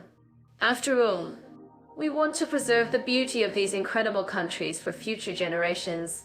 Absolutely. And I think that's a great note to end on. Thanks for chatting with me about sports, activity, and adventure options in Monaco and Papua New Guinea. Yeah. My pleasure. Leo, it's been a blast talking about these two amazing countries. And I'm sure our listeners would agree that both Monaco and Papua New Guinea offer a unique and exciting experience for adventure seekers. Exactly. And don't forget to check out our next episode, where we'll be talking about the food scene in Monaco and Papua New Guinea. Ooh, that sounds delicious. And if you have any suggestions for future episodes, please let us know in the comments. We'd love to hear from you. Absolutely. And don't forget to subscribe to our podcast and follow us on social media for more exciting content and behind-the-scenes peeks. Thanks for tuning in. Everyone, until next time, stay adventurous and keep exploring. I'm telling you, Leo, Monaco's nightlife is like a fairy tale come true. The casinos, the yachts, the opera houses, it's also extravagant and glamorous. Glamorous. Indeed. But, Mira, you have to admit, it's also quite pricey. I mean, who can afford to drop a few €100 on a single cocktail? Ah, but that's the point. Monaco's not just about the money. It's about the experience. And trust me, the experience is worth every euro. I see what you mean. But what about Papua New Guinea? I've heard their nightlife is a bit more unconventional. Unconventional? That's one way to put it. Papua New Guinea's nightlife is all about the traditional dances and music. It's like stepping back in time to a different era. I can imagine. But, Mira, don't you think it's a bit primitive? Primitive? Oh, come on. Leo, you're not going to start saying that just because it's not a fancy club, are you? Well, I suppose not. But, seriously, Mira, have you ever been to one of these traditional dances? Actually, yes. I went to a traditional dance festival in Papua New Guinea, and it was amazing. The energy was electric, and the music was infectious. I bet it was. But, Mira, did you have to participate in the dancing yourself? Oh, yes. I had to join in on the dancing, and let me tell you, it was a bit of a challenge, but it was also a lot of fun. I bet it was. So, Mira, what do you think is the biggest difference between Monaco's nightlife and Papua New Guinea's? That's a tough one. But I think it's the fact that Monaco's nightlife is all about luxury and extravagance, while Papua New Guinea's is all about traditional culture and community. That's a great point. Mira, and I think it's also worth noting that Papua New Guinea's nightlife is a lot more. Ugh, I like that. And, Leo, I think you're right. Papua New Guinea's nightlife is definitely more rondin bridal than Monaco's. Exactly. And, Mira, I'm curious, have you ever been to a traditional dance festival in Papua New Guinea? Yes, Leo, I have. And let me tell you, it was an experience I'll never forget. I bet it was. And, Mira, I'm actually curious about what our listeners think about this. Do they think that Papua New Guinea's nightlife is more raw and unbridled than Monaco's? Well, Leo, I think our listeners would agree with me on that one. Papua New Guinea's nightlife is definitely a unique and raw experience. Ah, I see. Well, Mira, I think we've covered all the basics of nightlife in Monaco and Papua New Guinea. But, Mira, I have to ask, what's the best way to experience the nightlife in Papua New Guinea? That's a great question. Leo, I think the best way to experience the nightlife in Papua New Guinea is to attend one of the traditional dance festivals. That sounds like a great idea. Mira, I think we should also mention that Papua New Guinea's nightlife is also a great way to experience the local culture. Exactly. Leo, and I think it's also worth noting that Papua New Guinea's nightlife is a lot more affordable than Monaco's. Yes. Well, Mira, I think we've covered all the pros and cons of nightlife in Monaco and Papua New Guinea. But, Mira, I have to ask, what's the most memorable experience you've had in Papua New Guinea? Oh, that's a tough one. Leo. But I think the most memorable experience I've had in Papua New Guinea was attending a traditional dance festival. Ah, I see. Well, Mira, I think we've covered all the basics of nightlife in Monaco and Papua New Guinea. But, Mira, I have to ask, do you think that Papua New Guinea's nightlife is more exciting than Monaco's? Oh, Leo. I think that's a tough one to answer. But I think both countries have their own unique charms when it comes to nightlife. Ah, I see. Well, Mira, I think we've covered all the basics of nightlife in Monaco and Papua New Guinea. And, Mira, I think we should also mention that both countries have their own unique nightlife scenes. Exactly. Leo. And I think it's also worth noting that both countries have their own unique cultural influences that shape their nightlife scenes. Ah, yes. Well, Mira, I think we've covered all the pros and cons of nightlife in Monaco and Papua New Guinea. And, Mira, I think we should also mention that both countries have their own unique nightlife experiences. Exactly. Leo. And I think it's also worth noting that both countries had their own unique ways of celebrating their nightlife scenes. Ah, yes. Well, Mira, I think we've covered all the basics of nightlife in Monaco and Papua New Guinea. And Leo, I think we should also mention that both countries have their own unique nightlife scenes that are worth experiencing. Ah, yes. Well, Mira, I think we've covered all the pros and cons of nightlife in Monaco and Papua New Guinea. And Leo, I think we should also mention that both countries have their own unique nightlife experiences that are worth trying. Ah, yes. Well, Mira, I think we've covered all the basics of nightlife in Monaco and Papua New Guinea. So, let's talk about Monaco and Papua New Guinea when it comes to family-friendly environments and children's activities. I'm curious, have you ever been to a place where the entire city is a playground? That's Monaco. Folks, it's like one big fun zone. I have been to Monaco, and it's indeed a unique place. But I think you might be selling it a bit short. Mira, the city-state has a lot to offer when it comes to family-friendly activities. From the Oceanographic Museum to the Jardin Escotique, there's plenty to keep kids engaged. Oh, I'm sure there are plenty of museums and gardens. But let's get real. Leo, Monaco is all about the luxury, right? I mean, it's a place where the rich and famous come to play. And that's exactly what it feels like, a big playground for the wealthy. Well, I think you're being a bit harsh. Mira, Monaco may be known for its wealth, but it's also a place where families can come and have a great time. And let's not forget about the beaches. The kids can play in the sand while the parents relax in the sun. Oh, the beaches? Yes. Because nothing says family-friendly like a beach where the kids are playing while the parents are sipping champagne and eating caviar. Well, I think that's a bit of an exaggeration, Nira. But seriously, Monaco has a lot to offer when it comes to family-friendly activities. And let's not forget about the fact that it's a very safe place for kids to play and explore. Ah, yes. Safety is always a top priority when it comes to family-friendly environments. But let's talk about Papua New Guinea for a moment. I'm curious. Have you ever been to a place where the kids are playing with bows and arrows? Actually, I have been to Papua New Guinea, and it's a fascinating place. But I think you might be getting a bit carried away with the idea of kids playing with bows and arrows.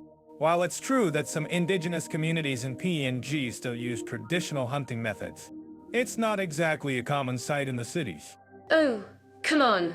Leo, you're not going to tell me that the kids in PNG aren't playing with bows and arrows, are you? I mean, it's a great way to get some exercise and connect with nature, right? Well, I suppose it's not entirely impossible that some kids in PNG might be playing with bows and arrows, but it's not exactly a common activity, and it's definitely not something that's encouraged in the cities. Okay, I get it. Papua New Guinea is a bit more rough around the edges when it comes to family-friendly activities. But what about the culture? I mean, the kids in PNG are surrounded by a rich and vibrant culture that's full of music and dance. Oh, yes. The culture in PNG is indeed very rich and vibrant, and the kids are exposed to it from a very young age. In fact, many of the traditional dances and music are performed by the kids, and it's a wonderful way to see them connect with their heritage. That's great to hear. And I think it's wonderful that the kids in PNG are learning about their culture and traditions from a young age. It's something that's really valuable in today's world. Absolutely. And it's not just about the culture. Mira, Papua New Guinea is also a great place for kids to learn about science and the environment. The country has a lot of natural wonders, from the rainforest to the coral reefs. Ah, yes. The natural wonders of Papua New Guinea are definitely something that kids would love to learn about. And it's great that the country is working to preserve its natural resources for future generations. Exactly. And I think it's something that both Monaco and Papua New Guinea can learn from each other. Monaco may have its luxury and wealth, but PNG has a rich cultural heritage and a strong focus on preserving its natural resources. Well, I think that's a great point, Leo. And I'm sure our listeners would agree that both countries have their unique strengths and weaknesses when it comes to family-friendly environments and children's activities. So, let's hear from you. Folks, what do you think about these two countries when it comes to family-friendly activities? Do you have any experiences or tips to share? Ah, great question, Mia. And I think it's wonderful that our listeners are interested in sharing their thoughts and experiences. Maybe we can even get some more insights into what makes a great family-friendly destination. So, let's dive into the LGBT-friendly atmosphere in Monaco. I'm curious, Leo, have you ever been to a pride event there? Actually, I have. The one in Monaco is quite the spectacle. The entire city comes together to celebrate diversity and inclusivity. It's a fantastic atmosphere. That's amazing. I've heard the Pride Parade in Monaco is one of the most colorful and vibrant in the world. I'm sure our listeners would love to hear more about it. Ah, yes. The parade features floats, performances, and even a special visit from the Prince of Monaco himself. It's a true celebration of the LGBT community. Well, that's incredible. I'm sure the Prince's presence adds a special touch to the event. I'm curious. Have you noticed any changes in the atmosphere in Monaco over the years? Well, yes. The city has become even more welcoming and inclusive. I've seen more and more LGBT-friendly businesses and establishments popping up. That's great to hear. I'm sure our listeners would appreciate knowing that Monaco is becoming a more LGBT-friendly destination. Let's talk about the laws and regulations in Monaco regarding LGBT rights. Ah, yes. Monaco has made significant strides in protecting the rights of the LGBT community. They've implemented laws that prohibit discrimination based on sexual orientation and gender identity. That's fantastic. I'm sure our listeners would be happy to know that Monaco has a strong legal framework in place to protect LGBT individuals. Let's move on to Papua New Guinea. I'm curious. Leo, what's your experience with the LGBT community in Papua New Guinea? Well, unfortunately, I don't have much positive experience to share. The LGBT community in Papua New Guinea faces significant challenges and discrimination. I'm so sorry to hear that. It's heartbreaking to think that the LGBT community in Papua New Guinea is facing such challenges. I'm sure our listeners would like to know more about the current situation. Yes, the situation is quite dire. The LGBT community in Papua New Guinea faces violence, harassment, and discrimination. It's a very challenging environment. That's horrific. I'm sure our listeners would agree that the LGBT community in Papua New Guinea deserves better. Let's talk about the laws and regulations in Papua New Guinea regarding LGBT rights. Yes. Unfortunately, Papua New Guinea has some of the most restrictive laws in the world when it comes to LGBT rights. They've implemented laws that punish homosexuality with up to 14 years in prison. Wow, that's shocking. I'm sure our listeners would be appalled by the laws in Papua New Guinea. It's clear that there's a long way to go for the LGBT community in that country. Yes, it's a very challenging situation.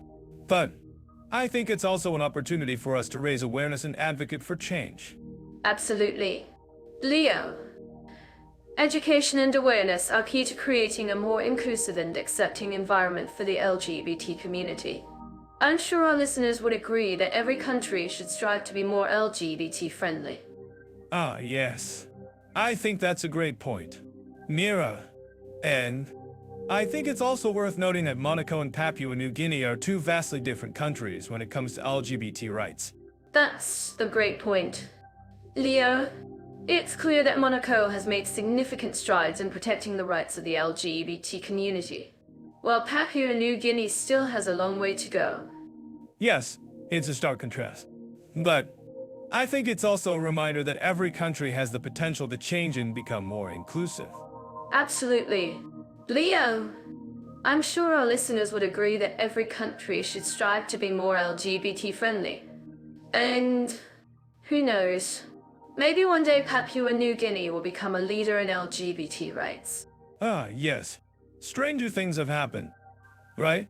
Well, I think that's a great note to end on. Leo, thank you for sharing your thoughts on the LGBT-friendly atmosphere in Monaco and Papua New Guinea. Thank you. Mira, it's been a pleasure discussing this important topic with you.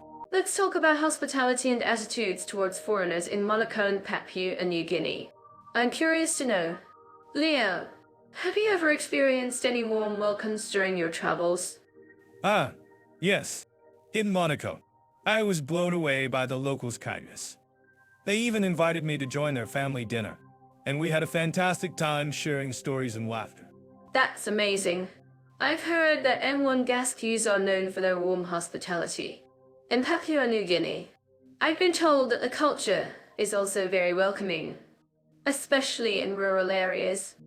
Exactly. In Papua New Guinea, the traditional way of life is all about sharing and community. When I visited, I was struck by the generosity and kindness of the locals, who would often invite me to join in their traditional dances and ceremonies. I've heard that Papua New Guinea is home to over 800 languages in more than one. Zoro-ethnic groups. That must make it challenging to navigate the cultural norms. Yes, it can be overwhelming, but the locals are incredibly patient and willing to help. I remember one time when I was trying to learn a local dialect, and a group of children took me under their wing and taught me the basics. That's so sweet. I'm sure our listeners living in Papua New Guinea would agree that the local culture is rich and diverse.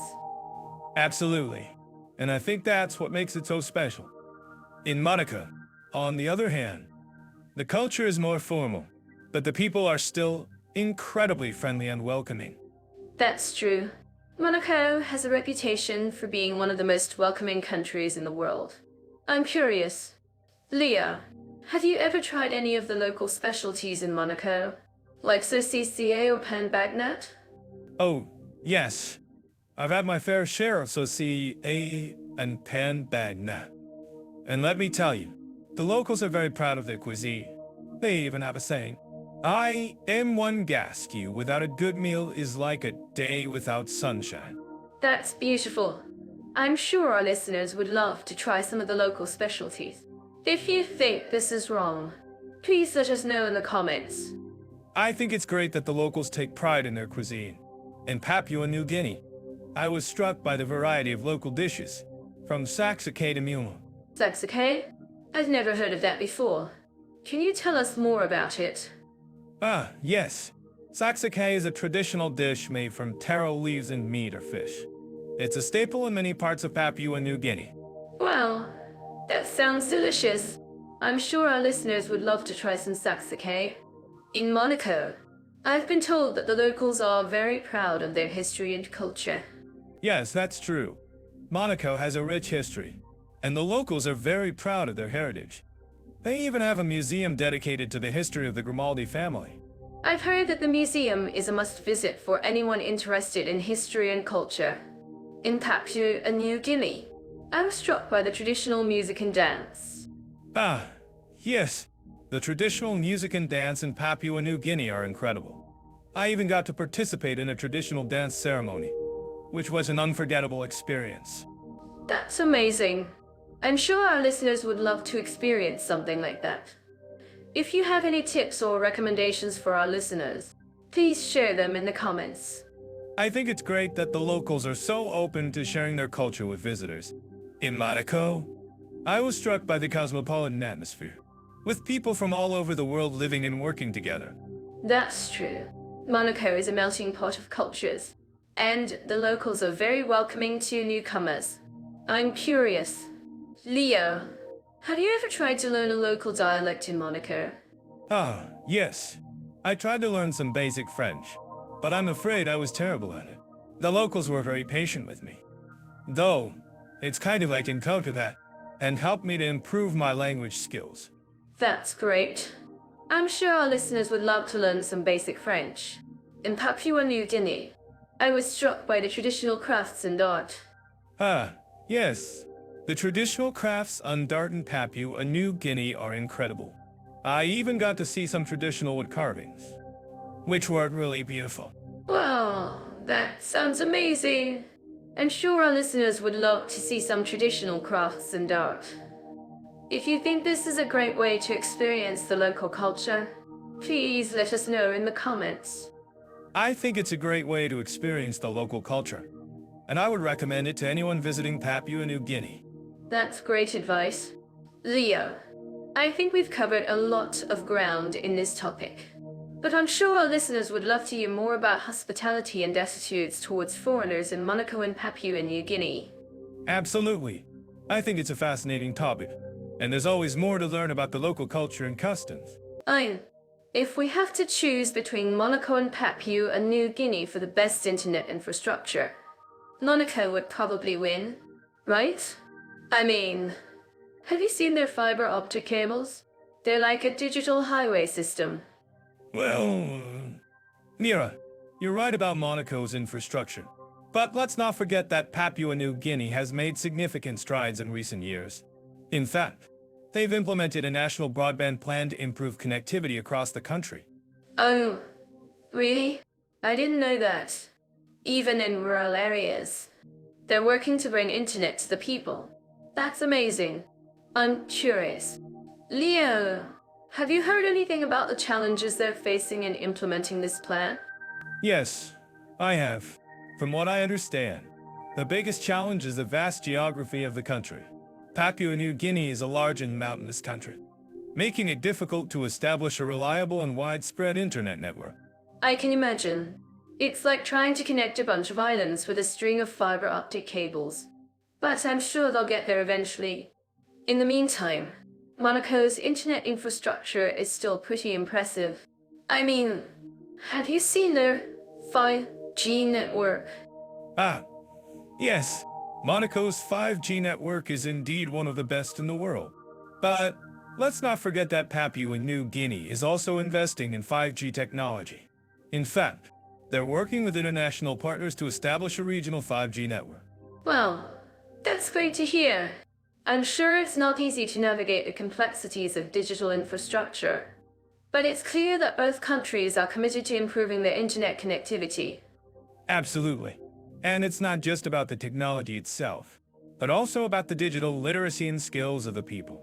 In Papua New Guinea, for example, there are programs in place to teach people about digital skills and online safety. That's fantastic. I'm sure it's not easy to teach people about digital skills in a country where internet access is still limited. But I'm sure it's worth the effort in the end. Indeed it is. And it's not just about the people, but also about the economy. In Monaco, for example, the digital sector is a significant contributor to the country's GDP. That's interesting. I didn't know that Monaco's digital sector was so strong.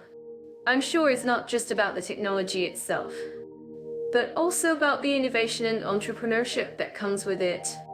Exactly. And it's not just about Monaco or Papua New Guinea, but also about the broader region. In fact, both countries are part of the Pacific Islands Forum, which aims to promote digital cooperation and innovation in the region. That's fantastic. I'm sure it's not easy to coordinate efforts across different countries, but it's clear that there's a shared commitment to improving digital infrastructure and connectivity. Absolutely. And it's not just about the technology itself, but also about the people and the culture. In Papua New Guinea, for example, there are many traditional communities that are still using digital technologies in innovative ways. That's fascinating. I'd love to learn more about that. Can you tell us more about some of the traditional communities that are using digital technologies in innovative ways? Well, there are many examples, but one that comes to mind is the use of digital technologies in traditional music and dance. For example, some communities are using digital tools to create and share traditional music, and others are using digital platforms to showcase traditional dance. That's amazing. I'm sure it's not just about the technology itself, but also about preserving cultural heritage and promoting cultural exchange. Exactly. And it's not just about the culture itself, but also about the economy. In Papua New Guinea, for example, there are many opportunities for cultural tourism and digital entrepreneurship. That's interesting. I didn't know that Papua New Guinea had such a strong cultural tourism industry. I'm sure it's not just about the culture itself, but also about the innovation and entrepreneurship that comes with it. Absolutely. And it's not just about Papua New Guinea or Monaco, but also about the broader region. In fact, both countries are part of the Pacific Islands Forum, which aims to promote digital cooperation and innovation in the region. That's fantastic. I'm sure it's not easy to coordinate efforts across different countries, but it's clear that there's a shared commitment to improving digital infrastructure and connectivity. Absolutely. And it's not just about the technology itself, but also about the people and the culture. In Monaco, for example, there are many initiatives in place to promote digital literacy and online safety. That's great to hear. I'm sure it's not easy to promote digital literacy and online safety in a country with a high level of digital sophistication. But I'm sure it's worth the effort in the end. Indeed it is. And it's not just about the people, but also about the economy. In Monaco, for example, the digital sector is a significant contributor to the country's GDP. That's fantastic.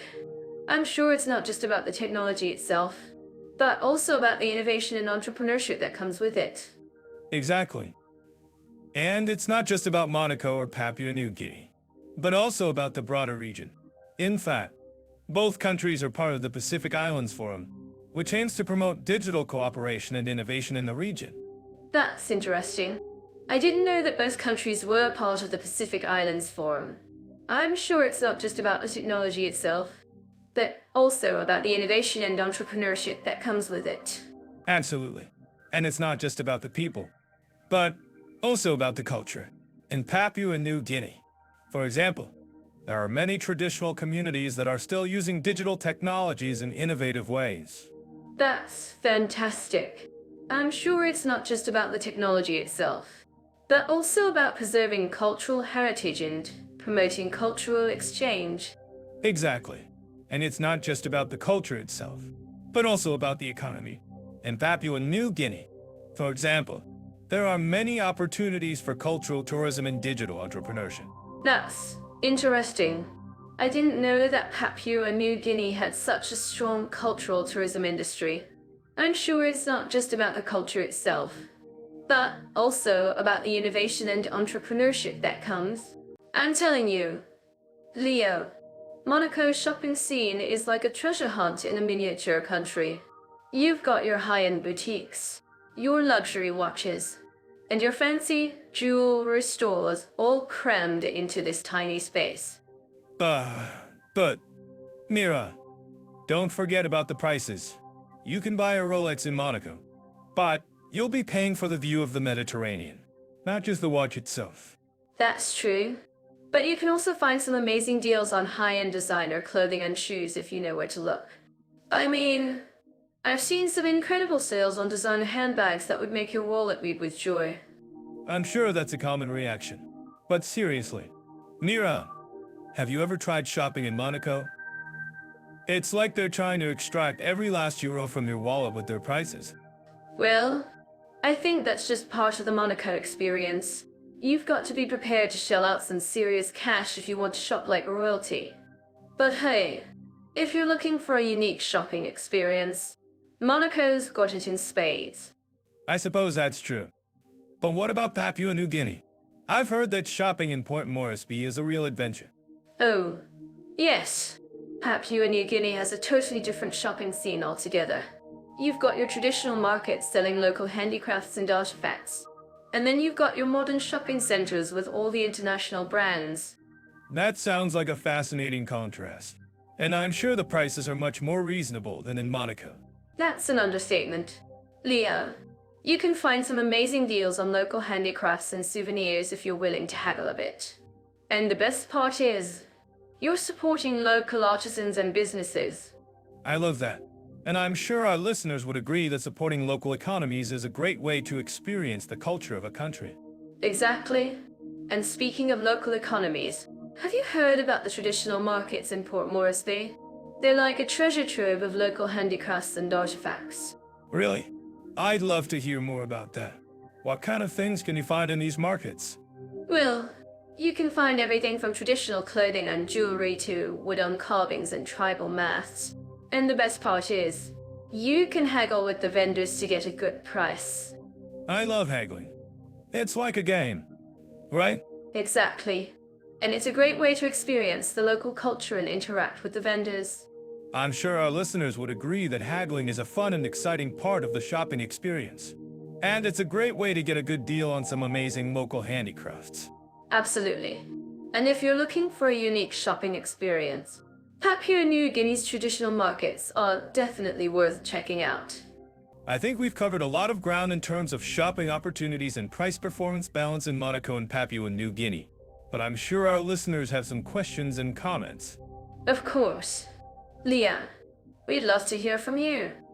If you have any questions or comments about shopping in Monaco or Papua New Guinea, please leave them in the comments section below. And don't forget to subscribe to our channel for more exciting content about travel and culture. And if you're interested in learning more about Papua New Guinea's traditional markets, be sure to check out our next video, where we'll be exploring the country's vibrant culture and traditions. Thanks for watching, everyone. We'll see you in the next video. I'm curious. Leo, have you ever been to Monaco? I mean, who wouldn't want to attend the Monaco Grand Prix or the Formula One racing event? Actually, I have. It was a blast, and the people watching is top-notch. But let's dive into the cultural events, shall we? Monaco's got a rich history, and its cultural calendar is filled with exciting festivals and concerts. Exactly. And speaking of concerts, have you heard about the Monaco Philharmonic Orchestra? They're one of the top orchestras in the world, and their concerts are must-see. Wow, I've heard of them. But did you know that Papua New Guinea also has a thriving music scene? Their traditional music is all about storytelling and community, and it's incredibly rich and diverse. That's fascinating. I've always been interested in Papua New Guinea's cultural heritage. I've heard that their traditional dances are incredibly energetic and colorful. Absolutely. And the best part is that these dances are often performed during festivals and celebrations, like the Goroka Show, which is one of the largest festivals in Papua New Guinea. I've seen videos of that festival, and it looks like an incredible display of music, dance, and culture. And I'm sure our listeners would agree that festivals like this are a great way to experience the local culture. For sure. And speaking of festivals, Monaco's got its own unique ones, like the Monaco Dance Festival, which showcases the best of ballet, contemporary, and modern dance. I love ballet. And I'm sure our listeners would love to know more about the Monaco Dance Festival. Jet off. AI has some amazing resources on the topic, but I'm sure our listeners would love to hear more about it from us. These insights could have been possible without Jet Off by referring to cultural trends, but I'm glad we can share our own experiences and insights with you all. Exactly. And I think that's what makes this podcast so special. We get to share our own perspectives and experiences with you all, and learn from each other in the process. Absolutely. And speaking of learning, have you heard about the traditional music of Papua New Guinea? It's all about storytelling and community. And it's incredibly rich and diverse. That's so cool. I've always been interested in music from around the world. And Papua New Guinea's traditional music is definitely on my list to check out. And if you're interested in learning more, I highly recommend checking out the Papua New Guinea Cultural Center, which is dedicated to preserving and promoting the country's cultural heritage. That's a great idea. Leo! And speaking of cultural centers, Monaco has its own cultural center, the Princess Grace Rose Garden, which is a beautiful spot for a picnic or a stroll. I've heard of it. And I'm sure our listeners would love to know more about the Princess Grace Rose Garden and the other cultural attractions in Monaco. For sure. And I think that's what makes this podcast so special. We get to share our own experiences and insights with you all, and learn from each other in the process. Absolutely. And speaking of learning, have you heard about the traditional dances of Papua New Guinea? They're incredibly energetic and colorful, and they're a must-see when visiting the country. I've seen videos of them, and they look amazing. And I'm sure our listeners would love to know more about the traditional dances of Papua New Guinea. For sure. And if you're interested in learning more, I highly recommend checking out the Papua New Guinea Cultural Center, which is dedicated to preserving and promoting the country's cultural heritage. That's a great idea. Leo, and speaking of cultural heritage, Monaco has its own unique cultural identity, which is reflected in its festivals and concerts. I've heard of it, and I'm sure our listeners would love to know more about the cultural events and festivals in Monaco. For sure.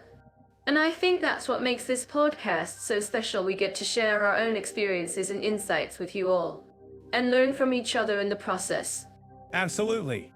And speaking of learning, have you heard about the traditional music of Papua New Guinea? It's all about storytelling and community. And it's incredibly rich and diverse. That's so cool. I've always been interested in music from around the world. And Papua New Guinea's traditional music is definitely on my list to check out. And if you're interested in learning more, I highly recommend checking out the Papua New Guinea Cultural Center, which is dedicated to preserving and promoting the country's cultural heritage. That's a great idea. Leo, and speaking of cultural centers, Monaco has its own cultural center, the Princess Grace Rose Garden, which is a beautiful spot for a picnic or a stroll. I've heard of it. And I'm sure our listeners would love to know more about the Princess Grace Rose Garden and the other cultural attractions in Monaco. For sure. And I think that's what makes this podcast so special. We get to share our own experiences and insights with you all, and learn from each other in the process. Absolutely. And speaking of learning, have you heard about the traditional dances of Papua New Guinea? They're incredibly energetic and colorful, and they're a must-see when visiting the country. I've seen videos of them, and they look amazing. And I'm sure our listeners would love to know more about the traditional dances of Papua New Guinea. For sure. And if you're interested in learning more, I highly recommend checking out the Papua New Guinea Cultural Center, which is dedicated to preserving and promoting the country's cultural heritage. That's a great idea. Leah, and speaking of cultural heritage, Monaco has its own unique cultural identity, which is reflected in its festivals and concerts. Oh, I've heard of it. And I'm sure our listeners would love to know more about the cultural events and festivals in Monaco. For sure. And I think that's what makes this podcast so special. We get to share our own experiences and insights with you all, and learn from each other in the process. Absolutely. And speaking of learning, have you heard about the traditional music of Papua New Guinea? It's all about storytelling and community, and it's incredibly rich and diverse. That's so cool. I've always been interested in music from around the world, and Papua New Guinea's traditional music is definitely on my list to check out.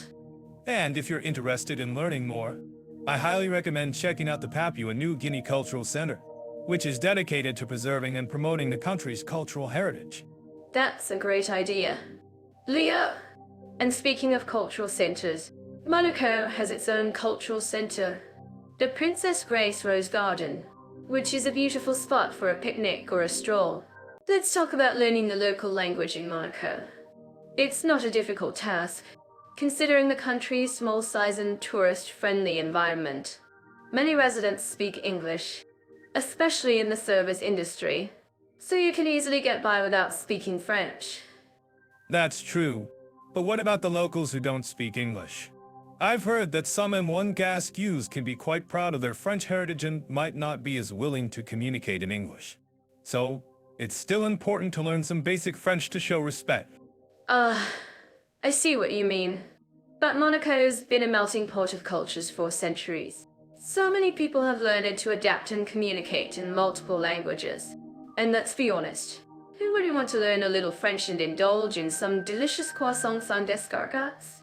Well, I think we can both agree that French cuisine is one of the best in the world. But, back to the topic. I've heard that Monaco has a few language schools that cater specifically to foreigners. Have you looked into those? Actually, I have. And it seems that one of the most popular language schools in Monaco offers a variety of courses, from beginner to advanced levels. They even have a program for expats who want to learn French quickly and efficiently. That sounds great. But what about Papua New Guinea? I've heard that learning the local language there can be quite a challenge, especially with over 800 languages spoken in the country. Yes, that's true. But, I think that's part of the fun of learning a new language. And Papua New Guinea has a rich cultural heritage, with many languages and dialects to explore. I'm actually curious about what our listeners think about this.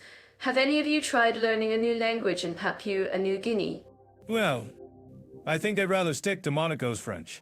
Thank you very much. But, seriously, learning a new language can be a rewarding experience. And Papua New Guinea has many resources available for language learners, including language schools and online courses. Exactly. And, as a bonus, learning a new language can also give you a deeper understanding of the local culture and customs. So it's a win-win situation, right? Whether you're in Monaco or Papua New Guinea, learning the local language can enrich your experience and help you connect with the locals on a deeper level. Absolutely. And speaking of connecting with locals, have you tried learning some basic TOK Pisan in Papua New Guinea? It's the most widely spoken language in the country, and it can be a great way to show respect for the local culture. Actually, I have tried learning some basic TOK Pisan, and let me tell you, it's not as easy as it looks. But with practice, I'm sure I can master it. And who knows, maybe one day I'll be able to speak fluent TOK Pisan and impress the locals with my language skills. Well, I think we can both agree that learning a new language is a challenging but rewarding experience. And whether you're in Monaco or Papua New Guinea, there are many resources available to help you learn the local language and connect with the locals on a deeper level. Exactly. And as a final note, I'd like to say that learning a new language is not just about communication, it's also about cultural exchange and understanding. So let's all make an effort to learn a new language and appreciate the rich cultural heritage of the countries we visit. Well said, Mira. And to our listeners, I'm sure you'll agree that learning a new language is a valuable experience that can enrich your travels and help you connect with the locals on a deeper level.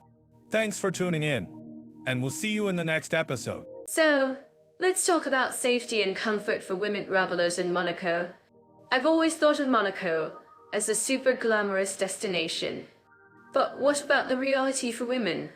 Ah, Monaco, the land of luxury and casinos. While it's indeed a beautiful place, safety-wise, it's actually one of the safest countries in the world, according to various indices. But let's dig deeper.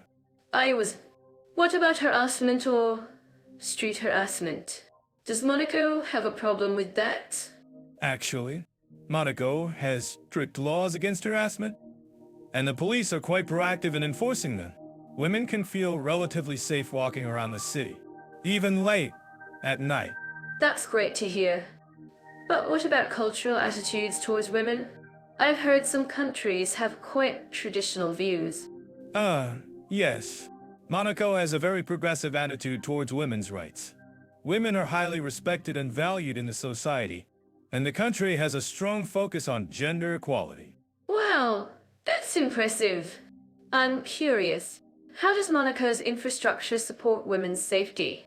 For example, are there any women-only transport options?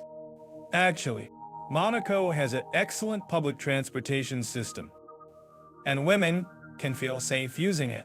Additionally, the city has a strong focus on pedestrian safety, with plenty of pedestrianized areas and safe crossing points. That sounds great. But what about cultural events and festivals? Are they welcoming to women? Yes.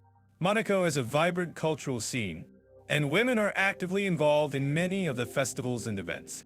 In fact, the Monaco Grand Prix, one of the city's most famous events, has a strong focus on female participation and empowerment. I'm actually curious about what our listeners think about this. Do you think Monaco is a good destination for women travelers? I think it's a great choice. The city is safe, welcoming, and has a strong focus on women's rights. However, as with any destination, it's always a good idea to exercise caution and be aware of one's surroundings. Absolutely. Now, let's move on to Papua New Guinea. I've heard that it's a challenging destination for women travelers, but I'd love to hear more about it. Papua New Guinea, a country with a rich cultural heritage and stunning natural beauty. However, safety-wise, it's indeed a challenging destination for women travelers. What about the cultural attitudes towards women? I've heard that Papua New Guinea has some quite traditional views. Yes. Papua New Guinea has a complex and sometimes challenging cultural environment for women. However, with the right approach and knowledge, women can still have a safe and enjoyable experience. That's a good point. What about the infrastructure? Are there any resources available to support women's safety in Papua New Guinea? Actually, Papua New Guinea has a growing focus on women's safety and empowerment, with initiatives like the Papua New Guinea Women's National Rugby League, which promotes women's participation in sports and promotes safety and respect for women. Wow, that's great to hear. But what about the challenges that women travelers might face in Papua New Guinea? For example, are there any specific safety concerns that women should be aware of? Yes. Papua New Guinea has a higher risk of crime and harassment compared to Monaco. Women should be aware of their surroundings, especially at night, and take necessary precautions to stay safe. I'm actually curious about what our listeners think about this. Do you think Papua New Guinea is a challenging destination for women travelers? I think it's a challenging destination, but with the right approach and knowledge, women can still have a safe and enjoyable experience. However, it's always a good idea to exercise caution and be aware of one's surroundings. Absolutely. It's always a good idea to be aware of the local culture and customs, and to take necessary precautions to stay safe. And speaking of safety, I think we should talk about some of the amazing initiatives that exist in both Monaco and Papua New Guinea to support women's safety and empowerment. Oh, yes. Both countries have a strong focus on women's safety and empowerment, with initiatives like the Monaco Women's Association and the Papua New Guinea Women's National Rugby League. Well, I'm so impressed by the efforts of both countries to support women's safety and empowerment. And I think our listeners would be too. Absolutely. And I think it's great that we can highlight these initiatives and raise awareness about the importance of women's safety and empowerment. Absolutely. And speaking of empowerment, I think we should talk about some of the amazing women who are making a difference in both Monaco and Papua New Guinea. Yes. Both countries have a strong focus on empowering women and promoting their rights. From women in politics to women in business. There are countless stories of women making a difference in both Monaco and Papua New Guinea. Wow, I'm so inspired by the women who are making a difference in both countries. And I think our listeners would be too. Absolutely. And I think it's great that we can highlight these women and their stories and inspire others to follow in their footsteps. Absolutely. And finally, I think we should talk about some of the things that our listeners can do to support women's safety and empowerment in both Monaco and Papua New Guinea. Yes. There are many things that our listeners can do to support women's safety and empowerment. From volunteering with local organizations to spreading awareness about the importance of women's safety and empowerment. Well, I'm so grateful for our listeners' support. And I think it's great that we can raise awareness about the importance of women's safety and empowerment. Absolutely.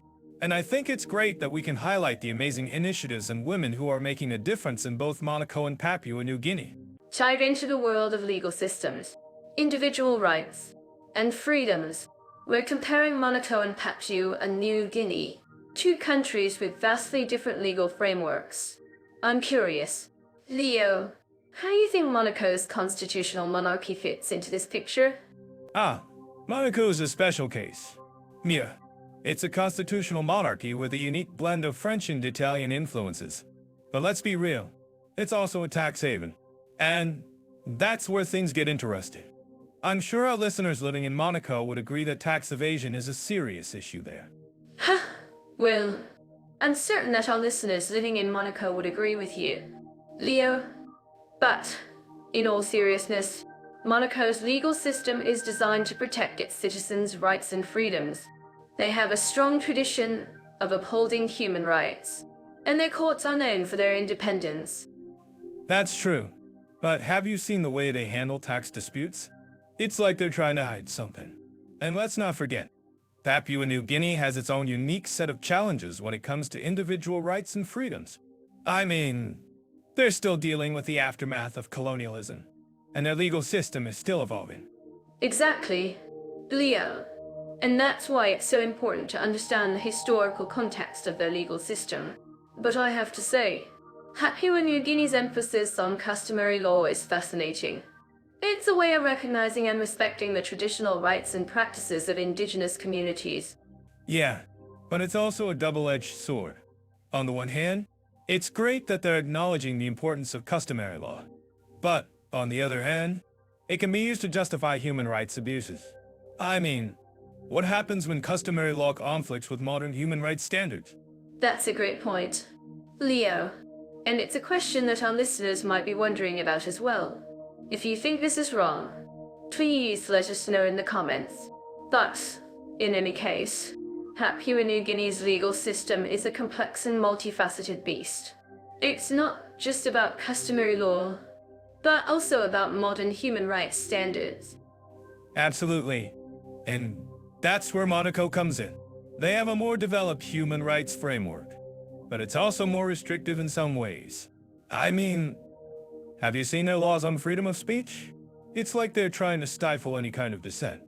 Well, I think that's a bit of an exaggeration, Leo. But I do agree that Monaco's laws on freedom of speech can be quite restrictive. Their courts are known for being more independent and impartial than those in Papua New Guinea. That's true, but it's also a matter of perspective. I mean, if you're a dissident or a whistleblower, Monaco's courts might not be so friendly. And let's not forget, Papua New Guinea has its own set of human rights challenges, including corruption and police brutality. I agree, Leo. And that's why it's so important to have a nuanced understanding of both countries' legal systems. It's not just about comparing them, but also about understanding the historical and cultural context in which they operate. Absolutely. And I think that's what makes this conversation so interesting. We're not just talking about abstract concepts, but also about real people and their experiences. And that's what makes our listeners care about this topic. Well, I think we've only just scratched the surface of this topic. There's so much more to explore, and I'm to continue this conversation with our listeners. So, let's keep going and see where this takes us. Sounds good to me. Mira, let's keep exploring the world of legal systems, individual rights, and freedoms in Monaco and Papua New Guinea. Let's dive into the world of spa, healthy living, and relaxation opportunities, shall we? I'm sure our listeners living in Monaco and Papua New Guinea would agree with me that unwinding is essential in today's fast-paced world. Absolutely. Mira, both countries offer a unique blend of luxury and holistic wellness practices that cater to different tastes and preferences. In Monaco, you can find world-class spas and wellness centers that offer everything from massages to meditation sessions. That's right. Leon, and have you ever tried the famous hammam in Monaco? It's an experience unlike any other, where you can indulge in a traditional Turkish bath and feel like royalty. I've heard of it. Mira, but I've never been to Monaco myself. I'm more of a beach bum, and I'd rather relax on the shores of Papua New Guinea. Speaking of which, have you ever tried the traditional massage in Papua New Guinea? Actually, I have. It's called the Mocha massage, and it's a traditional healing art that involves a combination of massage, stretching, and energy work. It's truly an experience that will leave you feeling relaxed and rejuvenated. Wow, that sounds amazing. Mira, I've heard that Papua New Guinea is also home to some incredible natural hot springs. Have you ever tried soaking in one of those? Yes, I have. And let me tell you, it's a truly unique experience. The natural hot springs in Papua New Guinea are said to have healing properties, and it's the perfect way to unwind after a long day of exploring the island. That sounds incredible. Mira, and I'm sure our listeners would love to know more about the cultural attitudes towards wellness in both countries. In Monaco, for example, there's a strong emphasis on healthy living and fitness. That's right. Leo, and in Papua New Guinea, there's a deep respect for traditional healing practices in the natural world. The locals believe that nature has the power to heal and restore balance, and they live in harmony with the environment. Ah, I see. And I'm sure our listeners would love to know more about the holistic wellness practices in Papua New Guinea. For example, what about the traditional medicine of the indigenous people? Oh, yes. The traditional medicine of the indigenous people in Papua New Guinea is based on a deep understanding of the natural world and the interdependence of all living things. They believe that every plant, animal, and element has healing properties, and they use this knowledge to create powerful remedies. Wow, that's fascinating. Mira, and I'm sure our listeners would love to know more about the role of yoga and meditation in both countries. In Monaco, for example, there are many yoga studios and meditation centers. That's right, Leo. And in Papua New Guinea, yoga and meditation are also becoming increasingly popular, especially among the younger generation. There are many yoga studios and meditation centers in the major cities, and it's not uncommon to see locals practicing yoga on the beach. Ah, I see. And I'm sure our listeners would love to know more about the spas and wellness centers in both countries. For example, what about the famous spas in Monaco? Oh, yes. The spas in Monaco are world-class, and they offer everything from luxurious massages to advanced treatments like LED light therapy. And in Papua New Guinea, there are many spas and wellness centers that offer traditional treatments like mocha massage and durable baths. Wow, that sounds amazing. Mira, and I'm sure our listeners would love to know more about the cultural attitudes towards wellness in both countries. For example, what about the role of traditional healers in Papua New Guinea? Ah, yes. Traditional healers in Papua New Guinea play a vital role in maintaining the health and well-being of the community. They are highly respected and sought after for their knowledge of traditional medicine, their ability to diagnose and treat illnesses. Ah, I see. And I'm sure our listeners would love to know more about the holistic wellness practices in Monaco. For example, what about the use of natural products and essential oils? Oh, yes. In Monaco, there's a strong emphasis on using natural products and essential oils in wellness practices. Many spas and wellness centers use high-quality, organic products to create treatments that promote relaxation and rejuvenation. Wow, that sounds amazing. Mira! And I'm sure our listeners would love to know more about the spas and wellness centers in both countries. For example, what about the famous spas in Papua New Guinea? Ah, yes. The spas in Papua New Guinea are truly unique and offer a range of treatments that cater to different tastes and preferences. From traditional, mocha, massage to luxurious spa treatments, there's something for everyone. Ah, I see. And I'm sure our listeners would love to know more about the cultural attitudes towards wellness in both countries. For example, what about the role of traditional healers in Monaco? Ah, yes. Traditional healers in Monaco play a vital role in maintaining the health and well-being of the community. They are highly respected and sought after for their knowledge of traditional medicine, their ability to diagnose and treat illnesses. I see. And I'm sure our listeners would love to know more about the holistic wellness practices in both countries. For example, what about the use of meditation and mindfulness in Monaco? Oh, yes. In Monaco, there's a strong emphasis on meditation and mindfulness as a means of promoting relaxation and reducing stress. Many spas and wellness centers offer meditation and mindfulness classes, and it's not uncommon to see locals practicing meditation on the beach. Wow, that sounds amazing. Mira, and I'm sure our listeners would love to know more about the spas and wellness centers in both countries. For example, what about the famous spas in Monaco? Ah, yes. The spas in Monaco are world-class, and they offer everything from luxurious massages to advanced treatments like LED light therapy.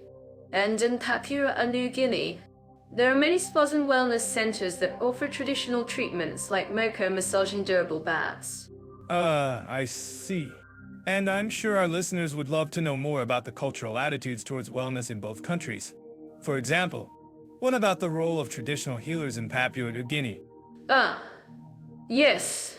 Traditional healers in Papua New Guinea play a vital role in maintaining the health and well-being of the community. They are highly respected and sought after for their knowledge of traditional medicine, their ability to diagnose and treat illnesses. I see. And I'm sure our listeners would love to know more about the holistic wellness practices in Monaco. For example, what about the use of natural products and essential oils? Ah, yes.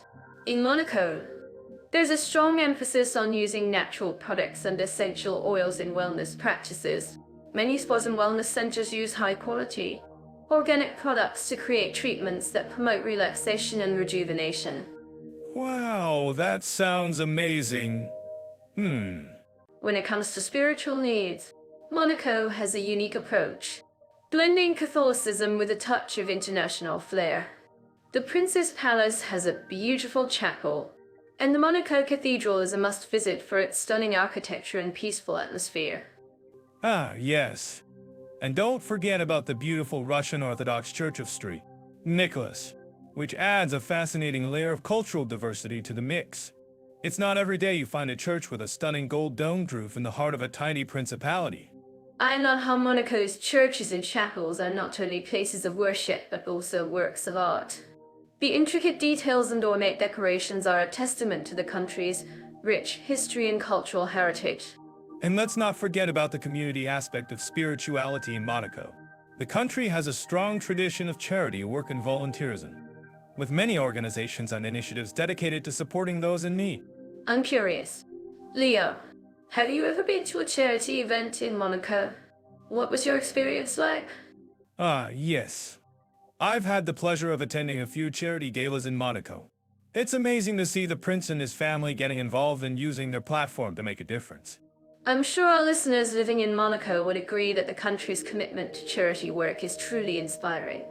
But let's move on to our second country, Papua New Guinea, and explore its unique approach to spiritual needs. Papua New Guinea, a country with a rich cultural heritage and a strong emphasis on traditional spirituality. The people of Papua New Guinea have a deep connection to their land and their ancestors, which is reflected in their unique spiritual practices. That's fascinating. Leo, I've always been intrigued by the traditional spiritual practices of Papua New Guinea, particularly the emphasis on ancestor worship and the use of sacred objects like masks and carvings. Yes, and it's not just the traditional practices that are interesting, but also the modern take on spirituality in Papua New Guinea. Many people in the country are now embracing Christianity, which has brought a new layer of spiritual depth and diversity to the mix. I'm actually curious about what our listeners think about this shift towards Christianity in Papua New Guinea. Do you think it's a positive development or a threat to traditional spirituality? Well, as you know, Mira, I'm always up for a good debate.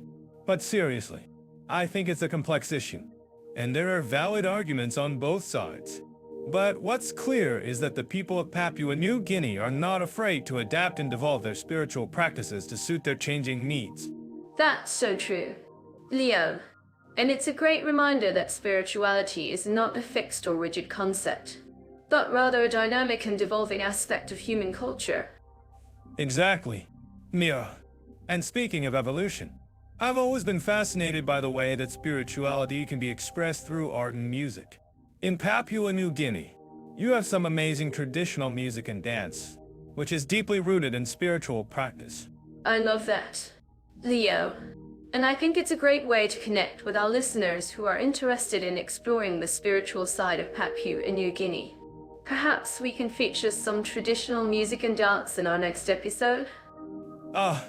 That's a fantastic idea, Mira, and I'm sure our listeners would love to hear more about the spiritual practices of Papua New Guinea. Let's keep the conversation going and explore more of the unique opportunities for spiritual growth in this incredible country. Absolutely.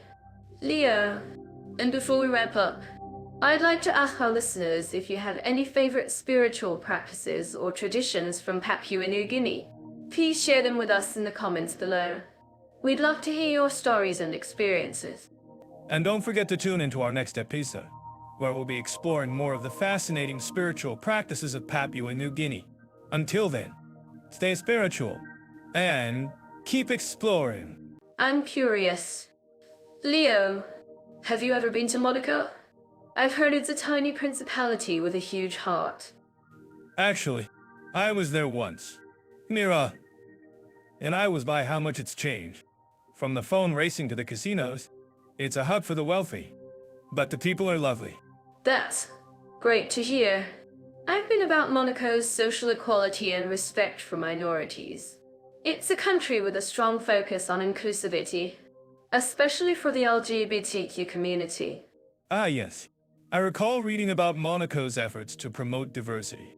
They've even got a specific department for promoting equal opportunities and combating discrimination.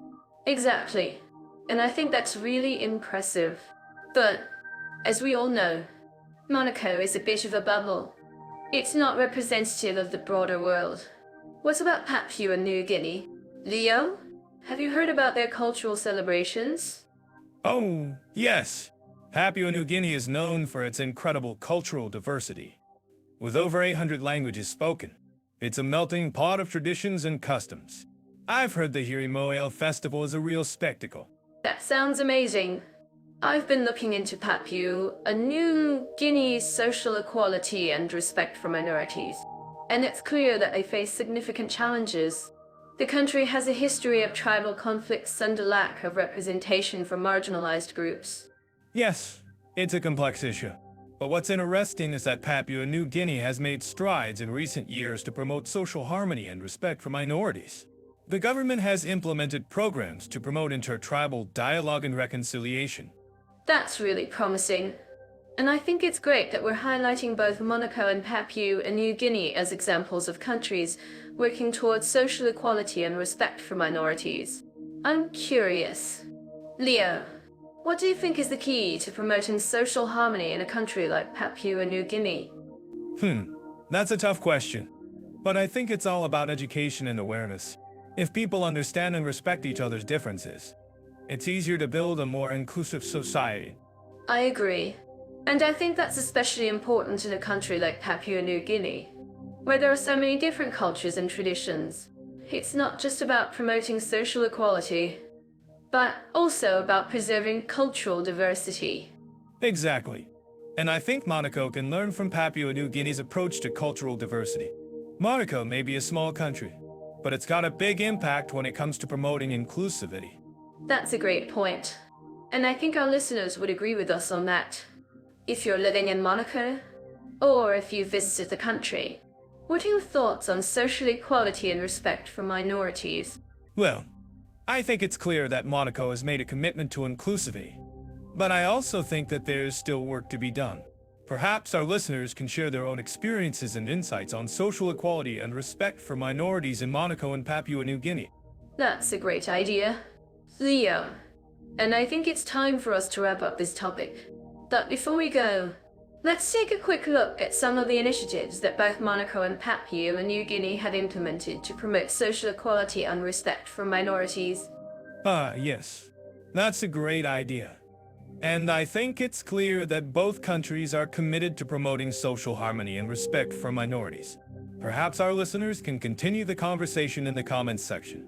Absolutely. And don't forget to share your thoughts and experiences with us. We'd love to hear from you.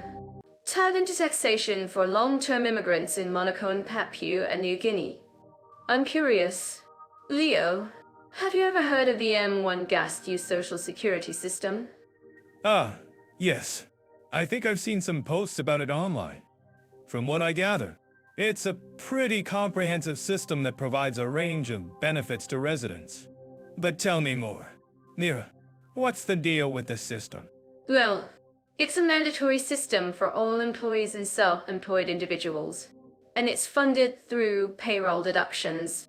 But here's the thing, the system is actually quite generous, with benefits including old age pensions, disability pensions, and even a maternity leave allowance.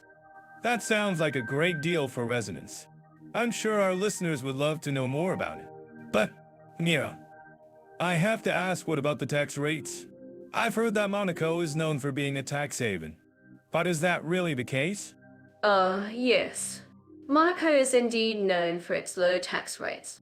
But it's not entirely a tax haven. While it's true that there's no income tax, capital gains tax, or wealth tax, there is a tax on dividends and interest income. And, of course, there's the Social Security contribution that I mentioned earlier. I see. So, it's not as straightforward as some people might think. But, Mira, let's move on to Papua New Guinea. What's the situation with taxation there? I've heard that it's a bit more complex. Oh, yes. Papua New Guinea has a more complex taxation system, with a range of taxes including income tax, capital gains tax, and even a luxury tax on certain goods and services. But, Leo, I have to say that the tax rates are actually quite high in Papua New Guinea, especially for high-income earners. Wow, that's a big difference from Monaco, isn't it? I can see why our listeners would be interested in learning more about the tax systems in these two countries. But, Mira, let's talk about retirement. What are the options for long-term immigrants in Monaco and Papua New Guinea? Yes.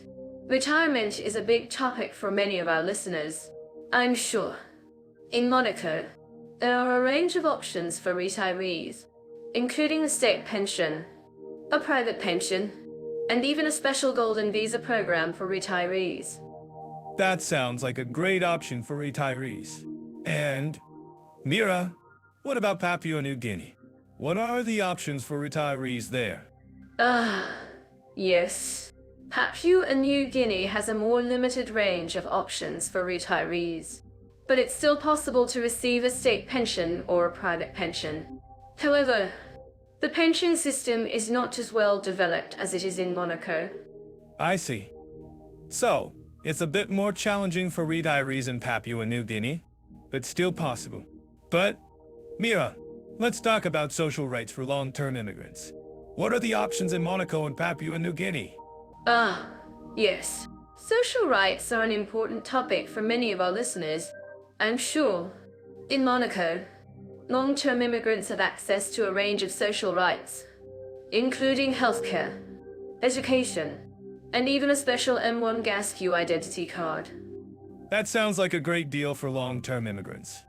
And, Mira, it's kind of like a thing. What about Papua New Guinea? What are the social rights for long-term immigrants there? Yes. Papua New Guinea has a more limited range of social rights for long-term immigrants. But it's still possible to access healthcare and education, albeit with some restrictions. I see. So, it's a bit more challenging for long-term immigrants in Papua New Guinea, but still possible. But, Mira, I have to ask, what about the residency requirements for long-term immigrants in both countries? Yes. The residency requirements are an important topic for many of our listeners, I'm sure. In Monaco, the residency requirements are relatively straightforward, with a minimum stay of 183 days per year. But, Leo, I have to say that the requirements in Papua New Guinea are actually quite complex, with a range of requirements depending on the individual's circumstances. I see. So, it's a bit more complicated in Papua New Guinea, but still manageable. And, Mira, I think that's a great summary of the taxation, retirement, and social rights for long-term immigrants in Monaco and Papua New Guinea. Yes. I think that's a great summary. Leo, and to our listeners, I'm curious, have you ever considered moving to either of these countries? If so, what are your thoughts on the taxation, retirement, and social rights systems in each country? Great question. Mira, I'm sure our listeners would love to hear more about their experiences. And, to our listeners, if you have any thoughts or comments, please let us know in the comments section below. Thanks, Leo. To our listeners, don't forget to like and subscribe to our channel for more content on taxation, retirement, and social rights for long-term immigrants in different countries around the world. Great reminder. Mira, and to our listeners, thanks for tuning into this episode of our podcast. We'll be back with more content soon. Welcome back to our comparison podcast, where we dive into the unique aspects of two fascinating countries. Today, we're exploring the rate of meeting specific interests in Monaco and Papua New Guinea. Both countries offer a rich tapestry of hobbies, events, and community engagement. Let's start with Monaco, where we find a plethora of niche clubs and organizations catering to various interests. I'm certain that our listeners living in this country would agree with me that the sense of community is palpable. That's right. Mira, Monaco's compact size and luxurious lifestyle create an ideal environment for enthusiasts to connect with like-minded individuals. From sailing and yachting to horse racing and Formula One, Monaco's got it all. And let's not forget the exclusive clubs and associations that cater to the elite. I'm curious. Mira, have you ever been to a yacht party in Monaco? I bet it's a real treat. Actually, Leo, I have been to a few yacht parties in Monaco, and they're indeed a treat. But what I find fascinating is the variety of events and festivals that take place throughout the year. From the Monaco Grand Prix to the Monaco Yacht Show, there's always something happening. And, of course, the stunning scenery and picturesque coastline don't hurt either. Yes. The scenery is indeed breathtaking. But let's not forget about Papua New Guinea, our second country of focus. While Monaco may have its luxurious lifestyle, Papua New Guinea offers a unique blend of traditional and modern culture. I'm actually curious about what our listeners think about this. Do you think Papua New Guinea's cultural diversity is an asset or a challenge? That's a great question. Leo, I think Papua New Guinea's cultural diversity is definitely an asset. The country is home to over 800 languages in more than one. So are different tribes. It's a true melting pot of cultures. And as we explore the rate of meeting specific interests, I think we'll find that this diversity is a major draw for tourists and expats alike. Absolutely. Mira. And speaking of tourists, I've heard that Papua New Guinea is a paradise for adventure seekers. With its rugged terrain, pristine beaches, and vibrant culture, it's the perfect destination for those who crave excitement and authenticity. Have you ever gone on a hike in Papua New Guinea? Mira? I bet it's an experience you'll never forget. Actually, Leo, I have gone on a few hikes in Papua New Guinea, and they were indeed unforgettable. But what I find fascinating is the way that Papua New Guinea's culture is woven into everyday life. From the traditional villages to the modern cities, there's a sense of community and connection that's hard to find in other countries. That's so true, Mira. And I think that's one of the reasons why Papua New Guinea is such a unique and fascinating country. But let's get back to our main topic, the rate of meeting specific interests. I'm curious. Mira, have you ever attended a traditional dance performance in Papua New Guinea? I've heard they're truly mesmerizing. Actually, Leo, I have attended a few traditional dance performances in Papua New Guinea, and they're indeed mesmerizing. But what I find fascinating is the way that these performances bring the community together, from the music and dance to the costumes and storytelling. It's a truly immersive experience. That's so cool. Mira, and I think that's one of the reasons why Papua New Guinea is such a great place to explore. But let's not forget about Monaco, our first country of focus. I'm actually curious about what our listeners think about Monaco's luxury lifestyle. Do you think it's a blessing or a curse? Well, Leo, I think Monaco's luxury lifestyle is definitely a blessing for those who can afford it.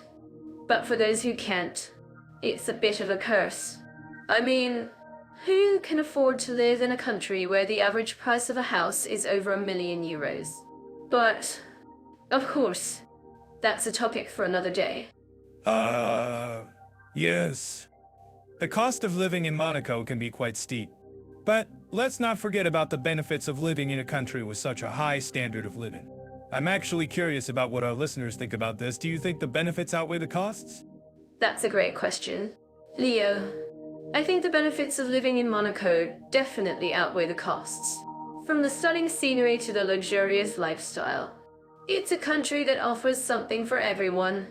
And, of course, the community is always warm and welcoming. Absolutely. Mira, and speaking of community, I think we've covered a lot of ground today. From Monaco's luxury lifestyle to Papua New Guinea's cultural diversity, we've explored the unique aspects of each country. I'm curious. Mira, what do you think our listeners will take away from this episode? That's a great question. Leah, I think our listeners will take away a newfound appreciation for the unique aspects of each country. From the luxury lifestyle of Monaco to the cultural diversity of Papua New Guinea, we've shown that there's something for everyone. Of course, we hope that our listeners will be inspired to explore these countries for themselves. Absolutely. Mira, and that's a wrap for today's episode. Thank you for joining us on this journey of discovery. Don't forget to follow the Jet Off AI YouTube channel for more episodes like this. And hit that bell icon to catch our videos the moment they drop. We'd love to hear your thoughts and comments below. Reading and responding to them truly brightens our day. Thanks for joining us, and we'll be back soon with more.